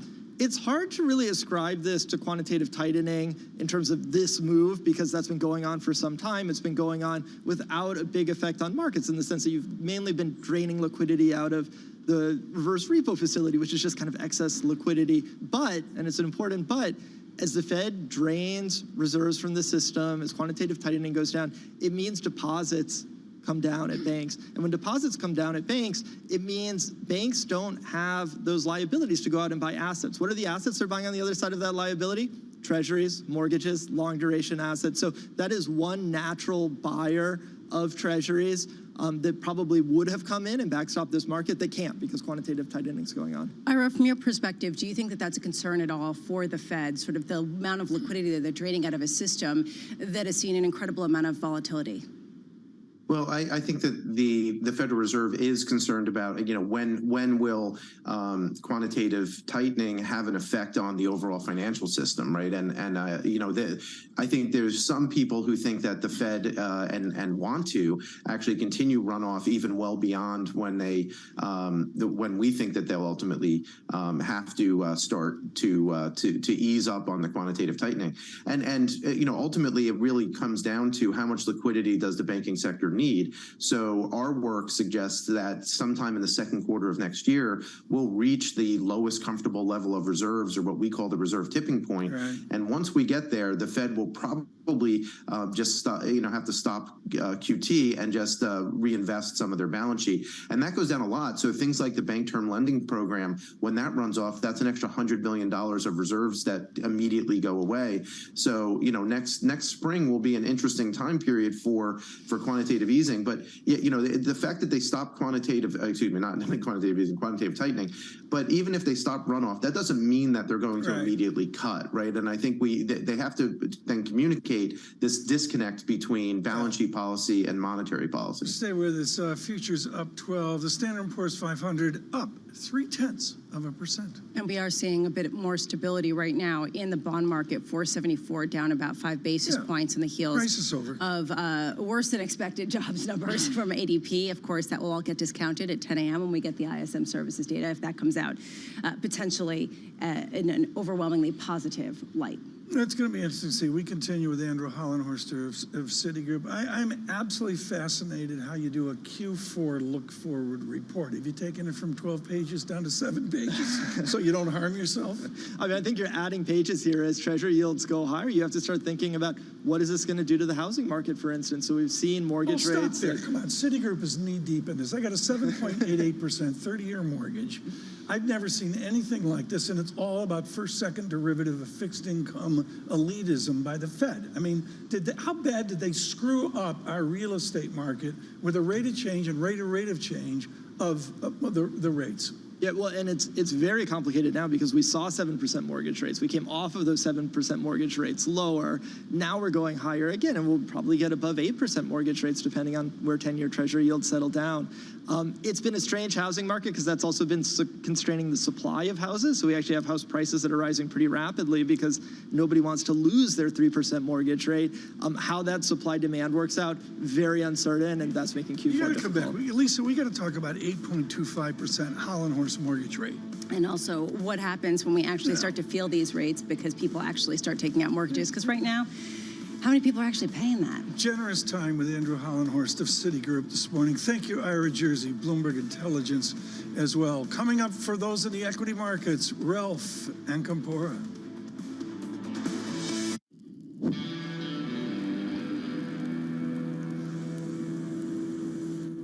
Knife making is almost meditative for me. There's a lot of passion behind it. There's a lot of hard work behind it. And it's not just something that you kind of just brush off like, oh, this is just a knife. People's hands touch this knife. People pour their passion and their soul inside of these products. The art of blacksmithing has a very long history. Our notion of what it means to be civilized is to have metallurgy, to have the ability to transform the natural world. When somebody used my knife, I want them to say, damn! Golly, this is a badass knife.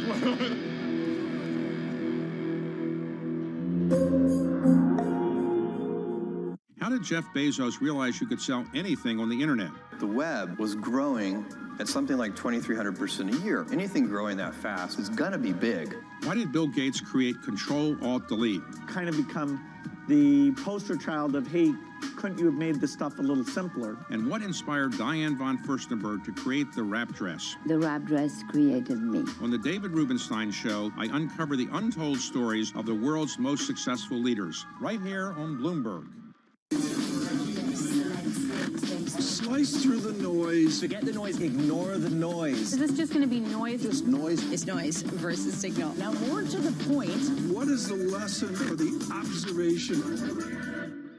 When U.S. jobs numbers are released, Bloomberg brings you crucial data at terminal speed and instant expert analysis. Nobody covers jobs day like Bloomberg.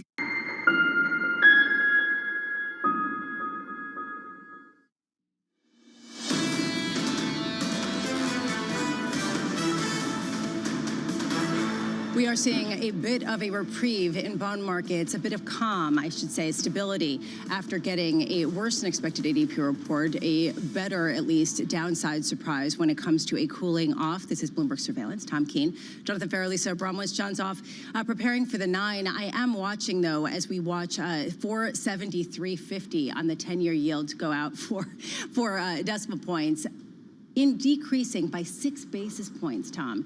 This is just showing the incredible volatility that we've seen in the bond space. It's been a bond, well, yeah, it's a bond space, but it's more than that. It's, you know, for one day it correlates with foreign exchange, and the next day it correlates with the Red Sox need to improve, whatever. But even with BitDog, I'll leave that to Matt Miller. But the bottom line is we've done all today, folks. We've shifted from a yield analysis. We're forced to look at price. I thought Hollenhorst was brilliant about this. The media doesn't do this. We love the convenience of yield. And Andrew Hollenhorst said in the Bramo space, price analysis is different and discrete from yield analysis? Because it really speaks to the holders of huge pools of these securities. Talking about price, I wanted to take a look at a couple names that caught my attention. There was a Wall Street Journal report yesterday that said that Netflix was planning to raise prices on some of its ad-free services in the next few months on the heels of the resolution from the Hollywood strike. Basically, some of these strikes are leading to higher costs down the line that consumers will get charged, which I find interesting.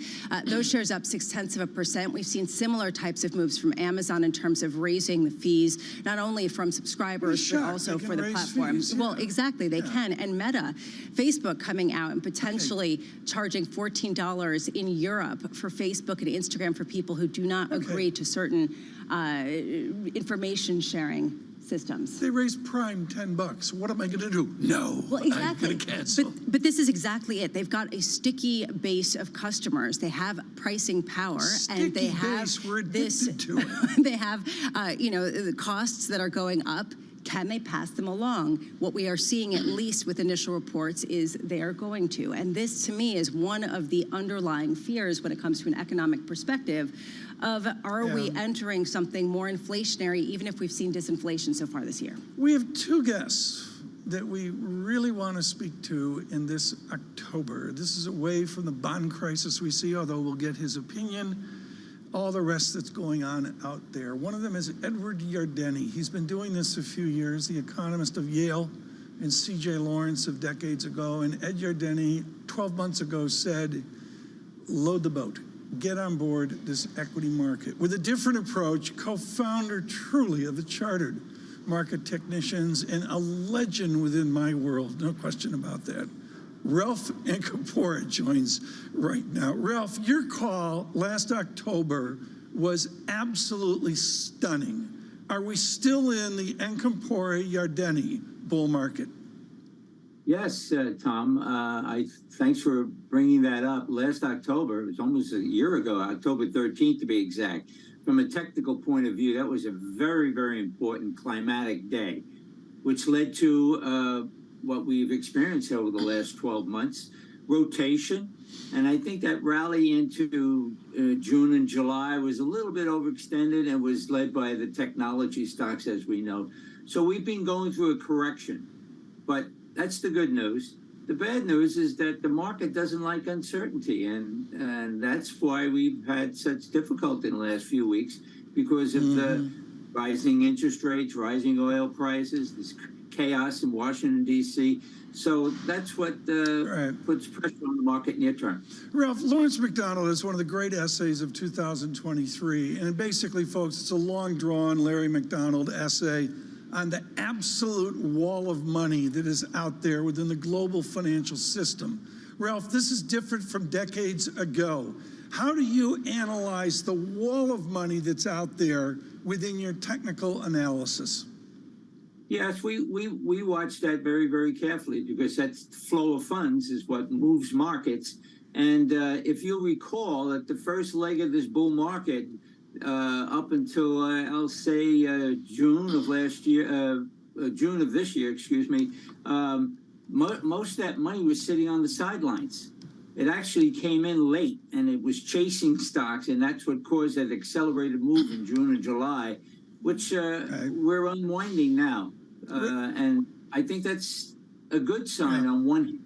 On the other hand, we have a test right here as we speak. There used to be a patience, Ralph Ancapora. When you were on with Lou Rukeyser, there was an understanding you had to have quiet times along the way. The modern financial media is addicted to the emotion in the moment. The great Louise Yamada, years at Citigroup, would talk about distribution. You got to have moments where it's distributed.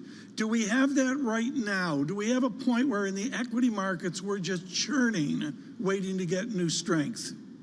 Oh, absolutely. I like that comment about distribution. That's exactly what we've gone through in the last month or so. And that's the bad news, because it really did a lot of damage to individual stocks. The good news is that October historically has been a bottoming month. And for those who like to look at the S&P 500 and where its moving average is, it's right about here at 4,200. So I think on a very short-term basis, we'll probably get a pop. a little bit of a rally, but I need more evidence to suggest that we've seen the final low. Ralph, from a technical perspective, are stocks and bonds moving in the same way? Yes, in the fact that at least right now, with all of the distortion going on, we're having that bit of a camaraderie. Heard a number of people come on the show and said, seems like stocks are ignoring the incredible moonshot that we're seeing in yields higher, highest levels going back to 2007. Would you agree, or would you push back and say, actually, most of the stocks have reflected that pretty broadly over the past couple of days? Oh, yes, I agree with that. I think a lot of stocks have mirrored that, yes. Do you think that there is sort of a technical level at around 510 to 530 on the 10-year yield? That seems to be what people are looking for the full catharsis that you see as the positive silver lining of this October. Well, yes, they're saying that, and they're saying that the rates are getting overbought, which they are, and I think that could be the peak, if you will, short term. Ralph, John Farrell emails in. He's getting ready for his show. And Ralph Ancampora, John wants to go back to 1995. And of course, back then we only quoted the Dow Jones Industrial Average. And you made one of the greatest calls in the history of the market. Take us back to the Dow in 1995, Dow 5000, when you said go long. Is it the same equivalency right now? What we had then and what we have today, I think, is a little different. We had low inflation, low interest rates in those days. And that was the spur, if you will, of the late 90s. When I wrote the report, Dow 7,000, when the market was around 4,000. And then when it hit 7,000, I raised it to 10,000. And we look back now, we say, well, that was a dot-com bubble. But at that time, we didn't know anything about dot-coms. Ralph, thank you so much. Congratulations on a great call, folks. We're scheduled to have Edward Yardeni with us here 12 months after the announcement of a bull market. Mr. Acampora on technical analysis this morning. Do you like that Dow analysis? No, you really are trolling John, huh? Yeah, well, John just said with Ralph, you got to do Dow analysis. Oh, yeah. That's all that existed very back much then. in character. Until the pension consultants showed up, and then we all went SPX, which is a much better index. All right. No question about it. If you're going to talk about the Dow actually gave up its gains yesterday in response to some of the sell-offs. So that's some of the idea of how heavily weighted some of the gains have been to a select number of stocks. The idea of bonds and stocks moving together, I think, is relevant because so many people have been saying, well, actually, including we started the show with Margaret Patel, saying actually stocks can hang in there and continue doing well regardless of what bonds are doing because they can go even lower in price, higher in yields. And that's some of what we were hearing from other people too. I mean, I'm looking at the Dow, back to the Ancampora call in 1995. Folks, you can do this on an HP12C while Bramo's going on. Ready? 6.97% before any dividend reinvestment. Back to the Ancampora low of 4,005. I went to 5,000. It's always fun when I'm talking and I see you looking at a calculator, just absolutely ignoring, and I'm just like, okay. I can bring a conversation at a bar to a complete that was great. 6.97% on the Dow. Back to Ralph's great call in 1995. And our team just fell asleep. Sorry, I'm looking at my calculator. Speaking of HP12C, he's going to bring us Monroe trader Bill Gross, 2 p.m. Stay with us.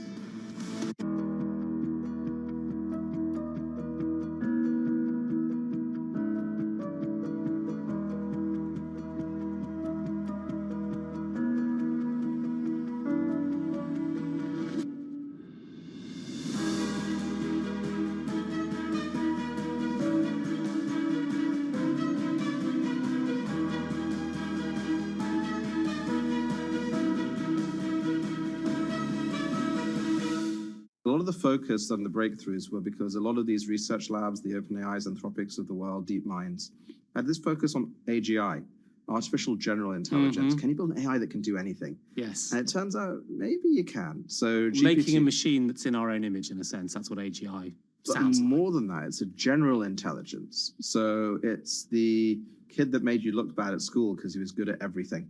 you know, the top performer. Right. Like GPT-4 now can pass the bar exam, the medical licensing exam, the GRE. It's probably going to Stanford, you know, Right, next absolutely. fall. But then our take was, that's great. You can have these amazing giant general models.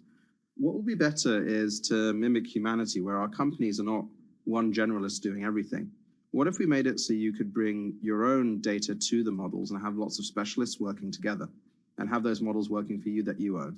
Right. These models like really talented graduates that occasionally went a bit weird. It's called hallucinations or other things, but that's because we feed them bad data. So we were like, what if you had open data, open models, and allowed it to be customized and specialized? So again, like a talented graduate, and they can learn very quickly from a few examples. So they have this base of generalized knowledge. They've been through kindergarten, high school, and university, but they're not specialized yet. But you can train them yourself, or you can just show them some examples, and they learn very quickly.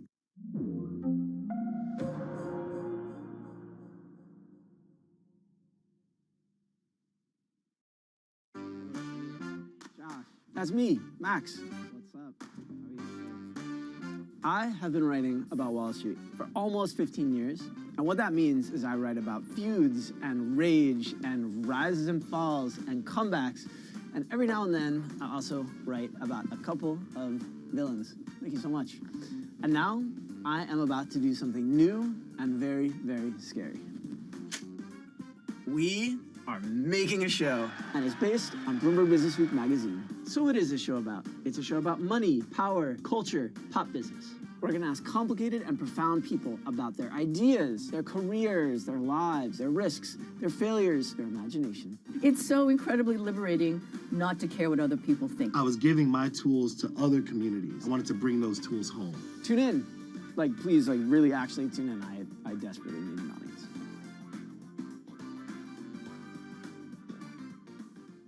I think that it's hard to put your head around any narrative. Let's just be honest. We've had sort of a shift in, are we in some sort of stagflation fears moment? People were talking about that all day yesterday. Bad news is good news. Live from New York City this morning. Good morning, good morning. Your equity market just about positive. The countdown to the open starts right now.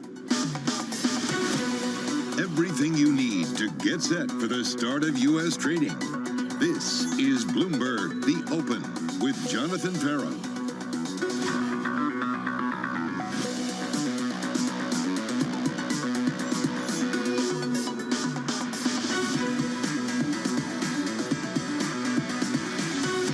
Live from New York, coming up, the calm after a global bond market storm, as a GOP power struggle highlights DC dysfunction, and Secretary Yellen suggests higher for longer isn't a given. We begin with the big issue, attempting to catch a falling knife. Everyone's concerned about catching a falling knife. A bit of a falling knife right now. Given the fact that we've seen this sort of precipitous rise in yields. This huge rise in Treasury yields. Bond volatility has been the bogeyman recently. You want to be a little cautious as to adding exposure? We should have been more surprised if we didn't get this back up in yield. Bond yields had to reset to this collapse of the recession narrative. You've had a much more resilient growth environment. It's really hard to know where we go from here. The trend in yield is up until the market suggests otherwise. Something has to happen to make more people want to buy more bonds. You've got to see something which evidences a material slowdown in the economy. Only do you see the yields start to come down once you see visible signs of economic slowdown. Watch really closely for the upcoming non-farm payrolls, because that could be the source of downside surprise. When we start to see the labor market come under pressure, that will turn the tide for sure. Joining us now to discuss Invesco's Brian Levitt, Jim Bianco of Bianco Research. Gents, let's get straight to it. Treasury's rallying this morning, yields a little bit lower. Jim Bianco, is this a rally that you want to buy as well? It's too early to say. I think it's more of a reaction that the 30-year hit 5% exactly overnight, and it probably dragged in some automatic buying. But I think that the fundamentals that caused this rally, meaning the end of the recession narrative and the strong data and the concern that we might not be beyond the inflation story, with the Fed talking about pausing, is still with us. So I would be more cautious on the bond market than thinking that we've hit some kind of peak. It's super difficult, this one, Brian. How can you have any confidence the sell-off is over when there's so little conviction as to why yields are right up here? I don't think you need to have absolute conviction that you're getting the top tick on the U.S. Treasury yield. I mean, what I see people doing right now is a lot of money in money markets, and they feel good about getting north of 5% in what they view as a risk-free asset. But I would say you do want to go out further in longer maturity Treasuries, into corporates, into municipal bonds, irrespective of whether you're capturing the low. The reality is you own these things to generate income over time, and what's presenting itself is a very significant opportunity. I mean, a 2.5% real yield on a 10-year Treasury is a very attractive proposition. So, whether or not you're right on the next 10, 15, 20 basis points in the short term may feel painful, but if you're a intermediate or longer term investor, the ability to compound these yields to me looks quite attractive. The problem is, Brian, the 2 year's still at 5, the curve's still inverted. I know we've done a lot of work there. It's not as inverted as it was, but given it's still inverted and the economic data's still okay, what's the real incentive to go out along the curve? The real incentive is the reinvestment risk. And so no one's going to ring a bell. Everyone hears the Federal Reserve speaker saying we're going to stay high for longer. Well, the Federal Reserve doesn't want to ring a bell and have us all feeling like financial conditions are going to ease a lot. So they're never going to tell you they're done. But ultimately, after 550 basis points of rate hikes, by the way, 18 months ago, the Fed funds rate was 0, you're still going to see some of the lagged effects of all of this. So the economy is likely to slow. If you look at the futures market, they expect the Fed funds to be 4.5% by the end of 2024. So that's when the reinvestment risk starts to happen. Typically, when you have an inversion in the yield curve, the economy rolls over and the Fed eases. And people historically have gone to the short rate. And typically, you can look at 2000, you can look at 06, you're better off going long in those environments. Now, again, no one's going to ring a bell. We don't know which day this is going to happen, but ultimately, short rates will start to come down ahead of the expectations that the Fed's going to start to ease. Jim Bianco, what would you say back to that? Well, one of the things I'm more concerned about, or am concerned about, is we're anchoring ourselves off the 2010 to 2020 period when the market was unusually low, when real rates were negative, and that might be the outlier. And what we're seeing now is more of a return to normal. There's a line going around that basically we were in a sugar high between 2010 and 2020, and it created the Fed created market and economic diabetes. And now that we're taking the sugar away, we've got a hypoglycemic economy, forgive me for this metaphor, and that what we're seeing happen here is we're looking at these levels and going, they're very high. Real rates at 2% are very high. That's actually the 50-year average for real rates is 2%. It was those rates from 2010 to 2020 that were unusually low. Jim, I was never going to jump in and cut that off. I was enjoying it. Truly, I was. In the bond market right now, yield's a little bit lower by 5 or 6 basis points on a 2-year. Certainly not the trend over the last couple of days on a 10-year. Back-to-back double-digit gains on a 10-year yield Monday, Tuesday. The data good on Monday. The data good yesterday. It was the ISM manufacturing, then it was job openings. The data this morning, downside surprise with that economic information. Here's Mike McKee. Morning, Mike. Good morning, John. Well, what is it really telling us? That's the thing you always ask with ADP. They report only 89,000 jobs created in the private sector over the past month, and that seems quite low given the strength in the economy. We'll have to see how it plays out, because over the past year, ADP has overstated the private sector job creation 7 out of the 12 months. So if that follows, then we will have an unusually weak payrolls report on Friday. But hard to square with what we saw from the ISM manufacturing numbers, because ISM went positive and ADP says we lost 12,000 jobs.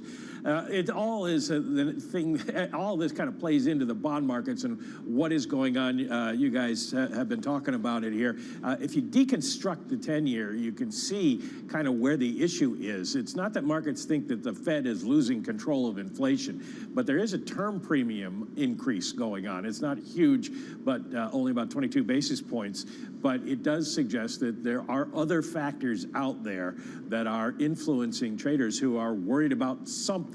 What exactly that is, it's hard to say.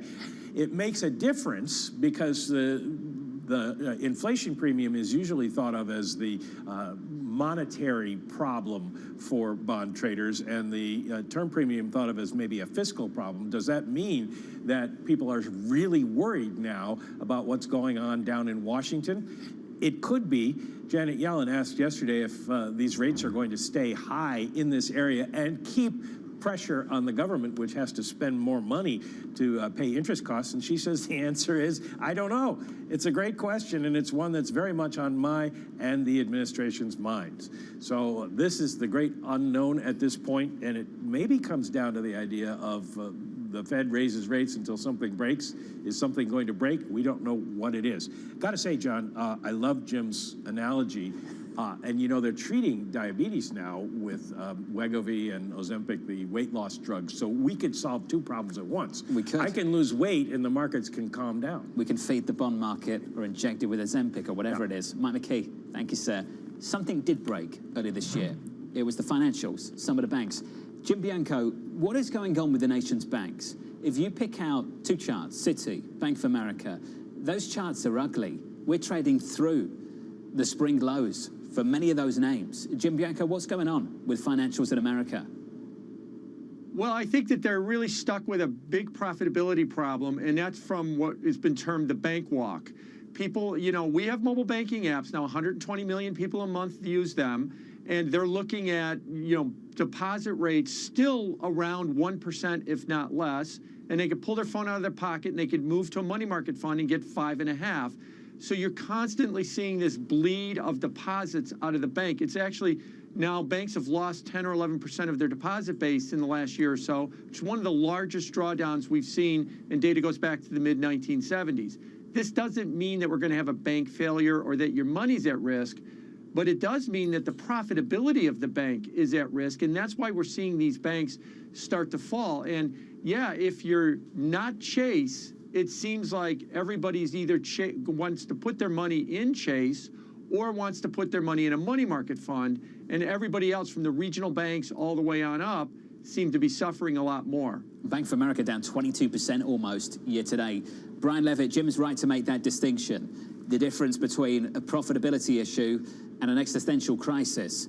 Can we talk about one versus the other? Brian, do you see a risk of a repeat of what we saw in spring? Or have authorities, policymakers done enough to insulate us from that, even with these big monster unrealized losses in the Treasury market? Well, they certainly helped to calm the situation from where we were in the spring. I think the critical thing is to differentiate, I think, for most investors from 08. This is not a challenge of banks sitting on, you know, significant piles of bad loans that were made. I mean, the capital ratios of these banks look quite strong, but there's certainly likely to be continued challenges at banks with regards to their interest rate exposure and their inability to hedge that exposure. So I wouldn't be surprised to see a few more challenges arise. I don't expect it to be anything severe like we've seen in past crises, but you typically see these tightening cycles end with some type of an accident. We've had a few accidents here, and policymakers have stepped in. I think it would be a surprise to not see a few accidents again emerge with the amount of tightening that we've seen in such a short period of time. It's largely, Jonathan, why I believe that you'll ultimately see interest rates come down. You know, when you get to these periods, there's this recency bias that hits our heads, say, well, it just happened, rates gone up, so they're going to stay up forever. The reality is, you know, what's really changed structurally around the world from where we were during what Jim had called the sugar high, 2010 through 2020. Sure, you know, COVID created some trends towards deglobalization, but, you know, European economy is weak. China and Japan have demographic challenges. U.S. economy still largely in the same place in terms of growth potential. So ultimately, I expect interest rates to come back down. Now, yeah, real yields will be higher than where they were in the past cycle, but I expect rates to moderate as challenges emerge and as the Federal Reserve has to back off its tightening stance. Jim, what's changed? Oh, I think what's changed might be that we are in a post-pandemic economy, and that's a fancy word for saying that the labor market has changed. You know, remote work is a big thing. Deglobalization has changed. We're seeing energy, especially among Russia and OPEC Plus, being used more as a political weapon. And all of that's filtering into higher inflation. Now, as I like to say, it's not 8, 10 Zimbabwe inflation, and I don't think it'll ever be that. But if it's 3% or 3.5% is the long run rate of inflation, as opposed to 2, then you're looking at like the 10-year note having a 4.5 as fair value. Okay, it's above it now and it's restrictive, but it's not nearly as restrictive as we think it would be if we're still using the metrics of, say, 2019, when maybe the fair value was closer to 2 to 2.5%. So I think what's really changed is this sticky inflation and this long-run inflation rate that I think is closer to like 3, or it has somewhere in the 3 to 3.99 handle on it. Raises questions about how reliable this bond market is. Is any signal about where this economy is going with that in mind? Brian, I know you want to jump in, so please do.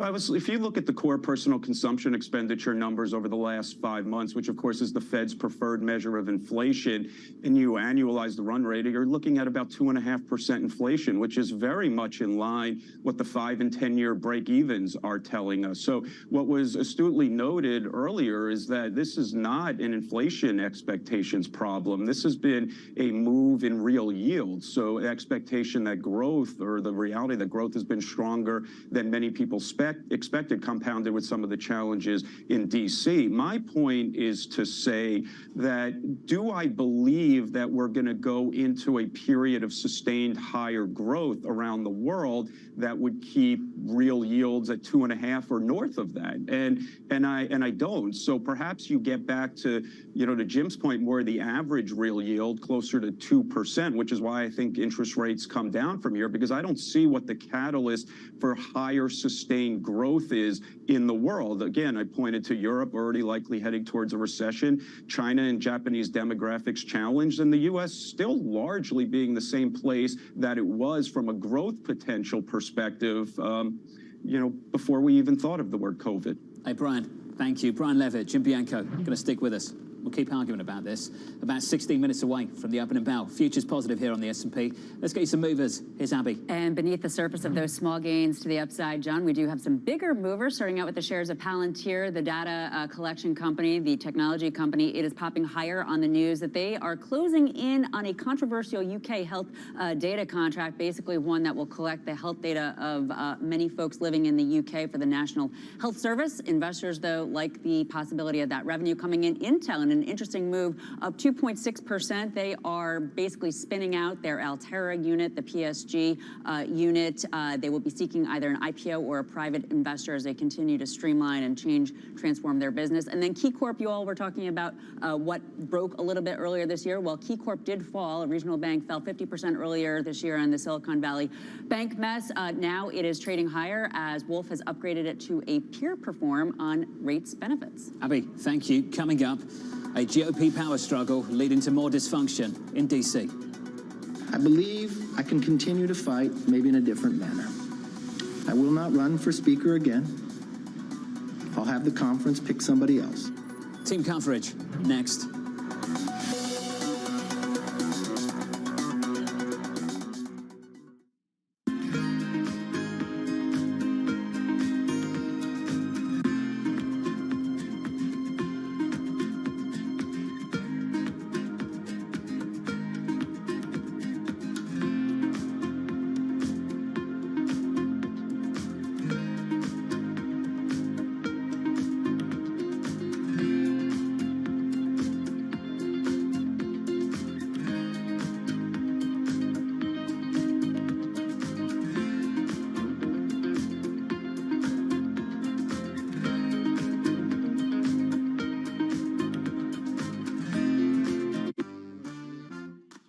That's me, Max.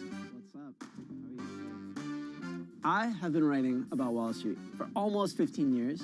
And what that means is I write about feuds and rage and rises and falls and comebacks. And every now and then, I also write about a couple of villains. Thank you so much. And now, I am about to do something new and very, very scary. We are making a show, and it's based on Bloomberg Businessweek magazine. So what is this show about? It's a show about money, power, culture, pop business. We're gonna ask complicated and profound people about their ideas, their careers, their lives, their risks, their failures, their imagination. It's so incredibly liberating not to care what other people think. I was giving my tools to other communities. I wanted to bring those tools home. Tune in. Like, please, like, really actually tune in. I desperately need an audience.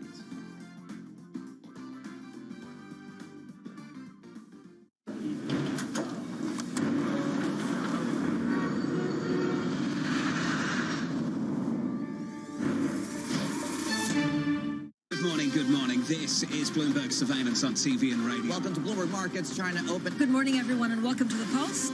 This is Bloomberg Technology. And welcome to Balance of Power. This is Bloomberg.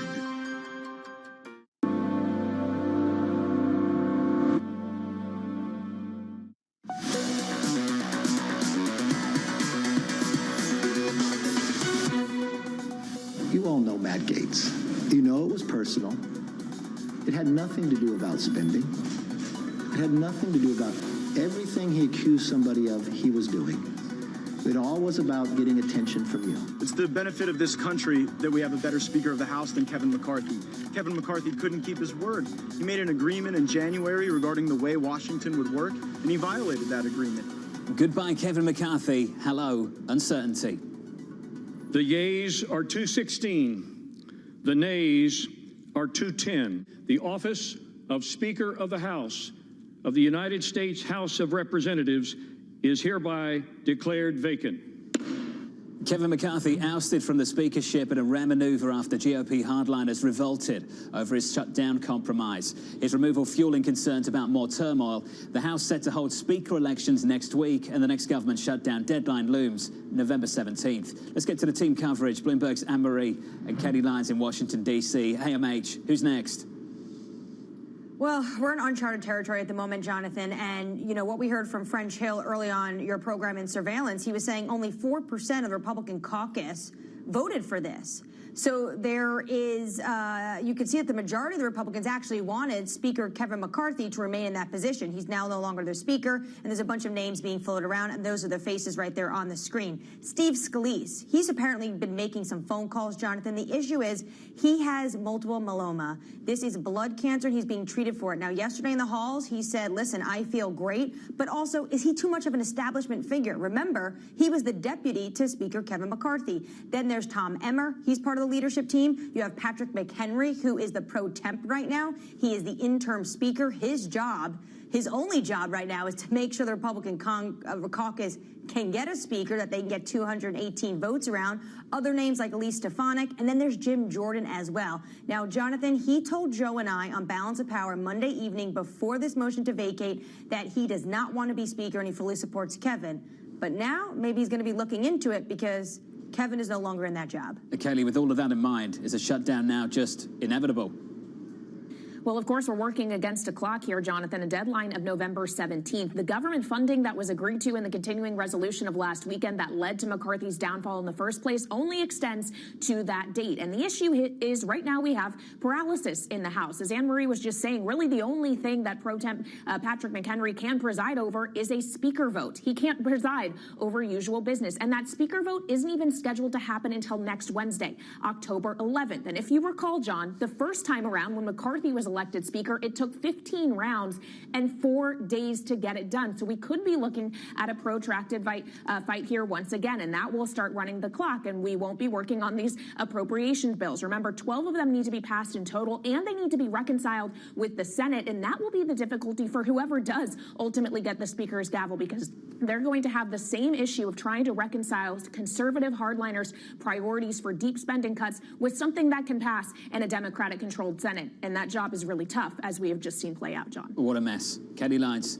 AMH, to the both of you, thank you. Tremendous coverage, as always, in Washington on Balance of Power at 5 p.m. Eastern Time. Brian Levitt, Jim Bianco back with us. Jim, is there a fiscal risk premium in this bond market? I don't think there is at this point, because if you were to look at what a shutdown would be, it's bond bullish. It would either slow the economy, put the economy at risk, or if it lasted long enough, you would actually be talking about less supply because the government would be shut down and wouldn't be spending as much money. All of that should actually lead to a rally in the bond market, but as of 3 hours ago, the bond market had not been rallying through any of this. So I think it's looking past it. And let's not forget, that in May, when we were all worried about the default, and last week when we were all worried about the shutdown, we had 11th hour agreements in order to prevent those. So there's nothing to stop us from having another 11th hour agreement around November 17th, maybe another continuing resolution. We did that for entire years in the early Obama administration. We never had a budget. We just went one continuing resolution after another to keep the government open. Brian, can you connect the dysfunction in Washington with some of these bond market moves? Other people have. Would you agree with them? I think it's a challenge to do that. I think the bond market has largely been moving on better than expected economic activity. I agree with Jim that, you know, if there is this type of chaos or uncertainty and inability to get spending bills, that would probably lead to some form of flight to safety, ironically or paradoxically. I come back on all of this to the Churchill line. I don't know if he said it or didn't say it, but Americans always doing the right thing, but only after exhausting all other options. So I am very much with Jim on this one. I don't think investors historically have done very well investing based on their political hopes or fears. Far better off watching what's going on in the business cycle, far better off watching what the Federal Reserve is likely to do rather than spend a lot of time worrying about these 11th hour deadlines or these deadlines that we always overcome at the 11th hour. Let's hope we overcome it again in the not too distant future. Brian, thank you. Brian Levitt, Jim Bianco, to the both of you, thank you. Coming up, the morning calls, and later, Cboe's Mandy Zhu joins us around the opening bell to discuss the impact of higher rates. That conversation just around the corner. Your opening bell, 7 minutes away.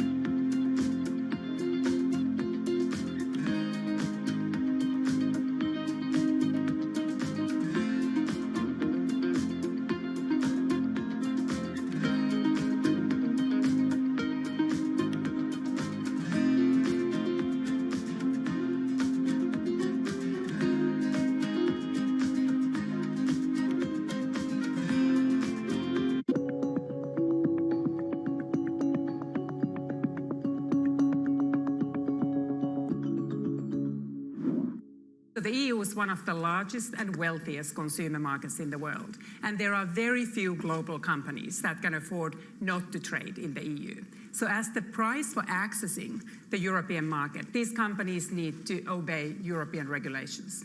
That's not surprising. But often these companies choose that they will extend the European standards across their global conduct and their global production because they want to avoid the cost of complying with multiple different regulatory regimes.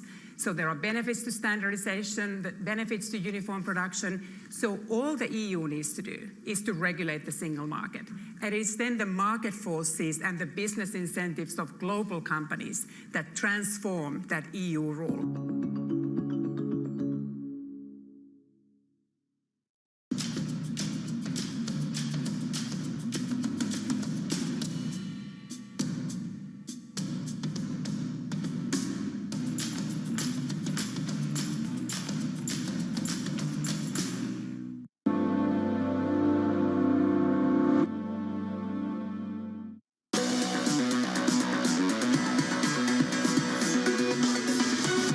Towards the opening bell, just pulling back a little bit on the small caps, but other than that, we're positive here. Bad news is seemingly good news. Apparently, on the S&P, we're up by about 0.1%. That's the price action. Let's get you some morning calls. Your first call from KeyBank, downgrading Apple to sector weight, highlighting the stock's rich valuation and weakening sales outlook. Their stock is negative by 0.6%. Next up, Citi upgrading Leondale Basel to buy, seeing upside as margins continue improving throughout the next year. That stock is up by 2.4%. And finally, Piper Sandler downgrading B&G Foods to underweight, pointing to weakening sales trends and inventory concerns. We're down there by more than 5%. Up next is Cboe's Mandy Zhu, joining us at the opening bell, discussing the stocks and sectors poised to feel the most pain from higher rates. Your opening bell, up next.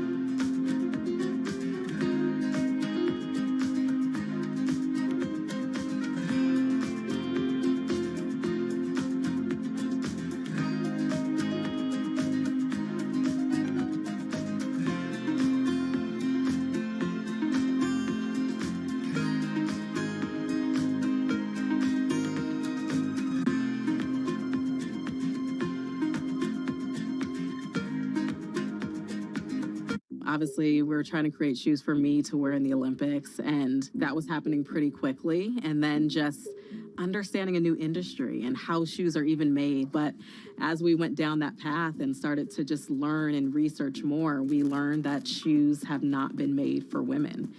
What that means is a shoe is made off of a last, which is a mold of the foot, and it's the mold of a man's foot used to make women's sneakers. And I think it took time for us to really grasp that, because, you know, we've been in shoe stores and we've gone to the women's section and it's like, no, there are shoes for women. Like, what's this over here? And then to really understand, like, all of that is marketing. This is just a man's shoe, like, in a different color. And so that kind of eye-opening experience was just like, okay, we got to do this. And even more than making the shoes, like, there's a deeper purpose here. Like, women deserve better and we shouldn't be an afterthought.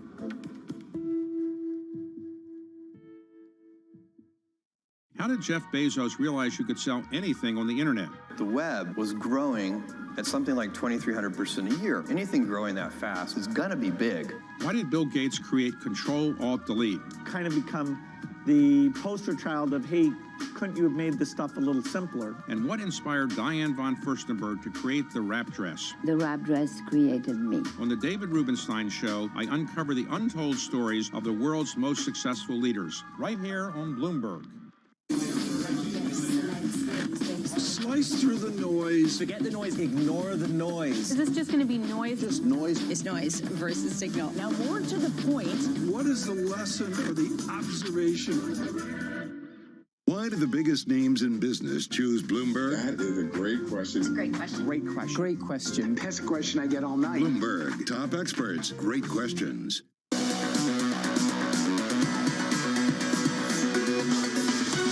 25 seconds away from the opening bell this morning. Good morning to you. Pulling back yesterday on the S&P 500 to the lows of early June. Trying to bounce this morning by 0.1% on the S&P. On the Nasdaq, up by 0.3. Trying to turn this bond market upside down after the sell-off recently. Trying to rally. Your opening bell rings in New York. Switch at the board and get to the bond market. Your rally in the Treasury market looks like this. Down 3 basis points on a 10-year. 4.76 overnight, reaching 5% on a 30-year yield, and then backtracking. The data good on Monday, good on Tuesday, downside surprise this Wednesday morning on the ADP report. In the FX market, it means yields down, dollar weaker, euro stronger, 105.14, call it 105.15. That currency pair positive by 0.5%. Crude backtracking lower, negative after a big rally over the last couple of months. We're down by 2.3%. $87 and about 15 cents on WTI. At 30 seconds into this one on the S&P, we advanced by 0.1%. On the Nasdaq, up by 0.2. One stock to watch at the open is Intel, announcing plans to separate its chip division into a standalone business. The company writing in a statement, we intend to conduct an IPO for the unit and may explore opportunities with private investors. Abby has more. Hey, Abby. Hey, John. Yes, so we have this story that Intel is separating this purchase from Altera back in 2016, so they haven't had it all that long. It's called the Programmable Solutions Group, or short is PSG,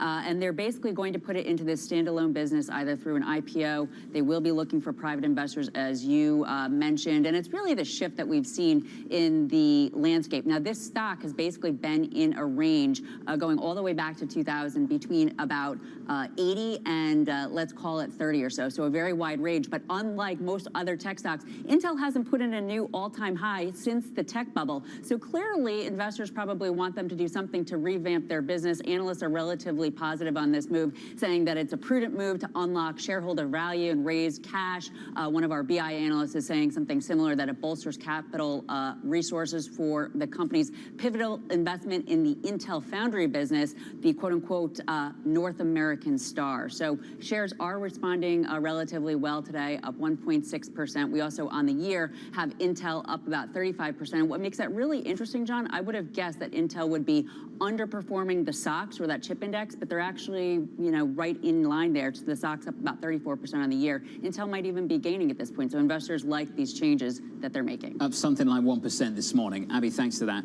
Let's turn to big tech. CEO Tim Cook selling more than 500,000 shares of Apple, taking in roughly $41 million and its biggest sale in more than 2 years. KeyBank downgrading shares to sector weight, writing this. U.S. sales are likely to struggle and is still trading at a large premium. Isabel Lee has the story. Hey, Isabel.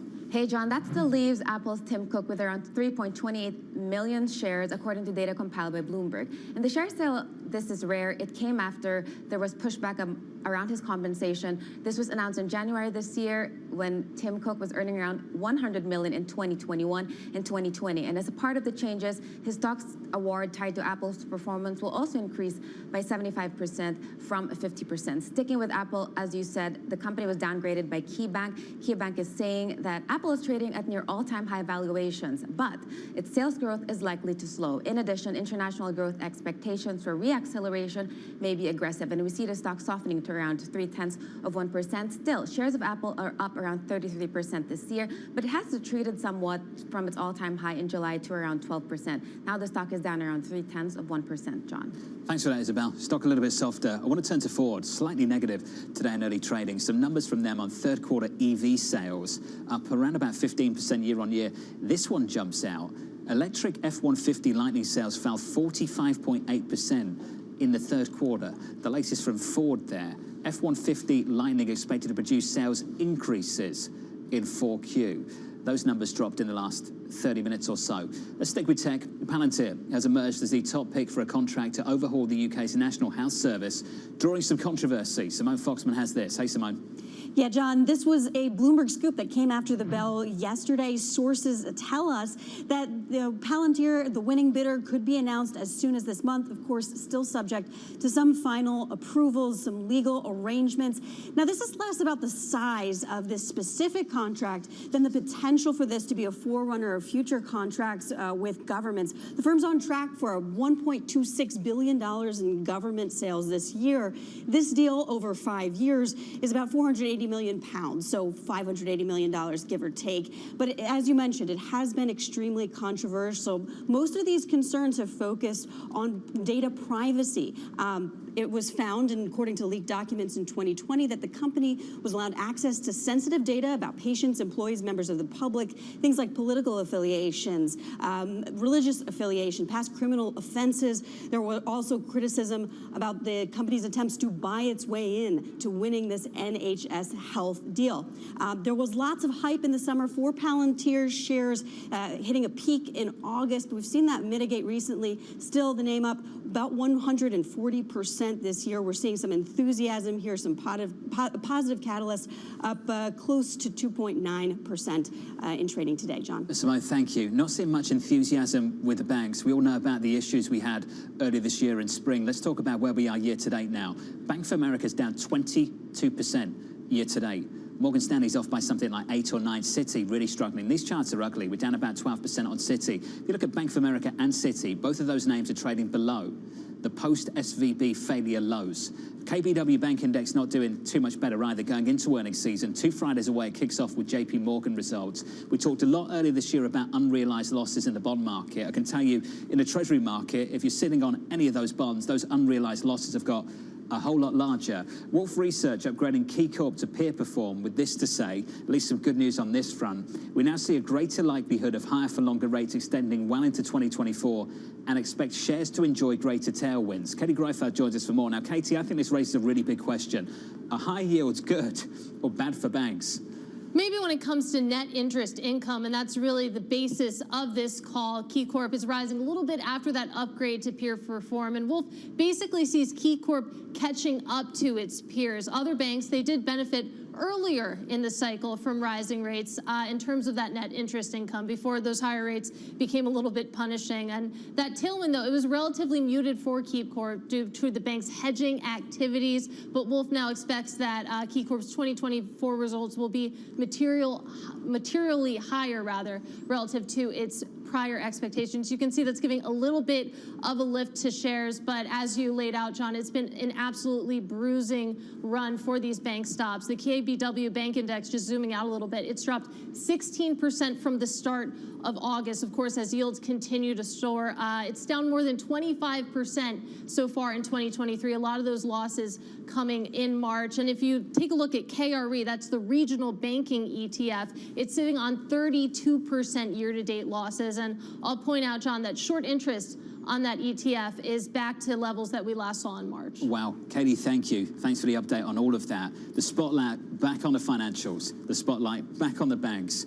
for all the wrong reasons going into earnings season. Looking ahead to JP Morgan, 2 Fridays away. The week after that, you'll hear from Bank of America. Let me get you another view on the sell side. This from Evercore, weighing in on the banks ahead of those results, saying this: we expect third quarter results at the banks to reflect a leap out of the frying pan and into the fire. The rising 10-year yield is putting unrealized losses back on the radar. Think about where this bond market has been. 150 basis points higher from the lows post-SVB, 150 basis points higher, from something like 330 all the way back up to something like 480. Joining us now to talk about some of this, Mandy Zhu of SIBO Global Markets. I'm pleased to say she joins us now. Mandy, let's talk about it. Is this bond market move we've witnessed over the last couple of months enough to wake up the VIX? So my short answer is going to be no, not necessarily. And the reason for that is what is driving bond yields higher this year is very different to what was driving it higher last year, right? So last year it was very much about runaway inflation. It was very much about aggressive Fed action, potential over-tightening leading to recession. And that's why if you look at the yield curve, what was driving rates higher last year was the front end of the curve. And even as traders were pricing in more aggressive Fed action, they were also pricing in very steep rate cuts coming down the line as well because of lack of confidence in the economy. This year, fast forward to now, what we're seeing is very much actually the yield curve move is very much driven by the back end, right? It's not, inflation has come down, the labor market has remained resilient. People have become more confident in the Fed's ability to hold rates longer, higher for longer. And as a result, these are all very positive factors for equity markets. So to me, at the index level, this is not the catalyst to really drive VIX into a much higher regime. But underneath the index surface, at the stock and the sector level, I do believe higher rates will continue to drive those gyrations and the rotations underneath the index surface. Mandy, as you know, I've read your work for a long, long time. This word that often pops up, dispersion. Can you walk us through what dispersion actually means and what you're seeing currently? Yeah, so dispersion is a very fundamental measure of just how much stocks are moving relative to each other. And the reason why this matters is, if you think for an equity investor, long-short investor, dispersion essentially tells you how much alpha there is to be had from stock picking, right? In a low dispersion environment where there's not much variation between the stocks, there's not much P&L that you're going to be able to generate from stock picking. In a high dispersion environment, that's going to really start to grow. And what's really tricky is that dispersion as a risk metric has historically been fairly hard to track and fairly esoteric. So what we've done at SIBO, actually, we launched last week a dispersion index. So the S&P 500 dispersion index, ticker DSPX, that's going to allow investors to track dispersion in a very transparent, easy to follow way. And importantly, just like the VIX index, is a measure of implied dispersion. So how much dispersion market expecting for the next 30 days going forward. So Mandy, let's finish up with this one. Favorite idea right now, what are you advocating for? So I do, again, like going back to kind of the fundamentals, I do still think this is going to be a sector rotation market. It's going to be a strong stock dispersion environment. To me, really, for those looking to play that upside in the VIX, you're going to need an unknown catalyst, right?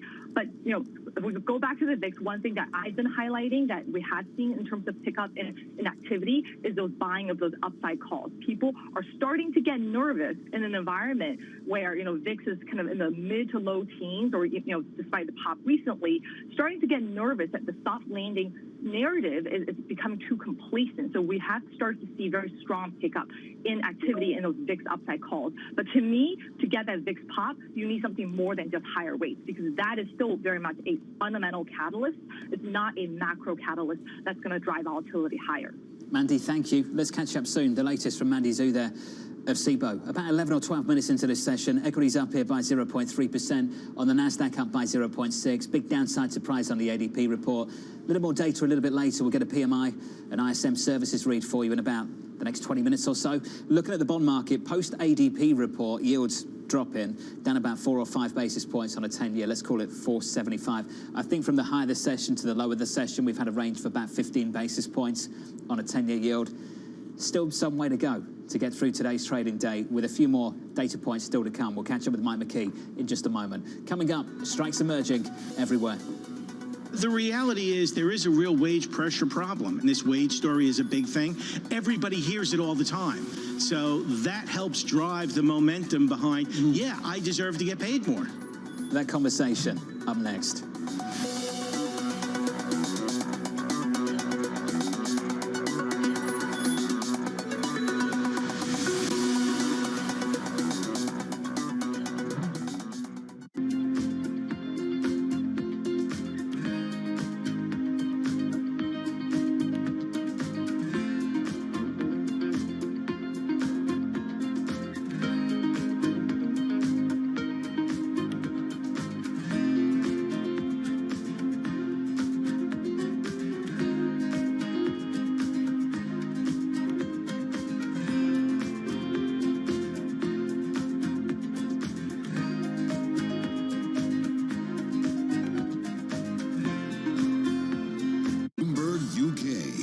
Source for news and analysis covering the biggest challenges facing the UK government, economy, financial services and markets. Tax cuts should not be the priority. It's about a credible plan for growth over the next 2-3 years. In this post-Brexit world, how do you see actually servicing your clients? It was disruptive and it's going to have implications to how capital raising works. Now we're having the perfect storm in the UK. Watch Francine Lacqua Thursdays at 9:30 a.m. only on Bloomberg, your global business authority.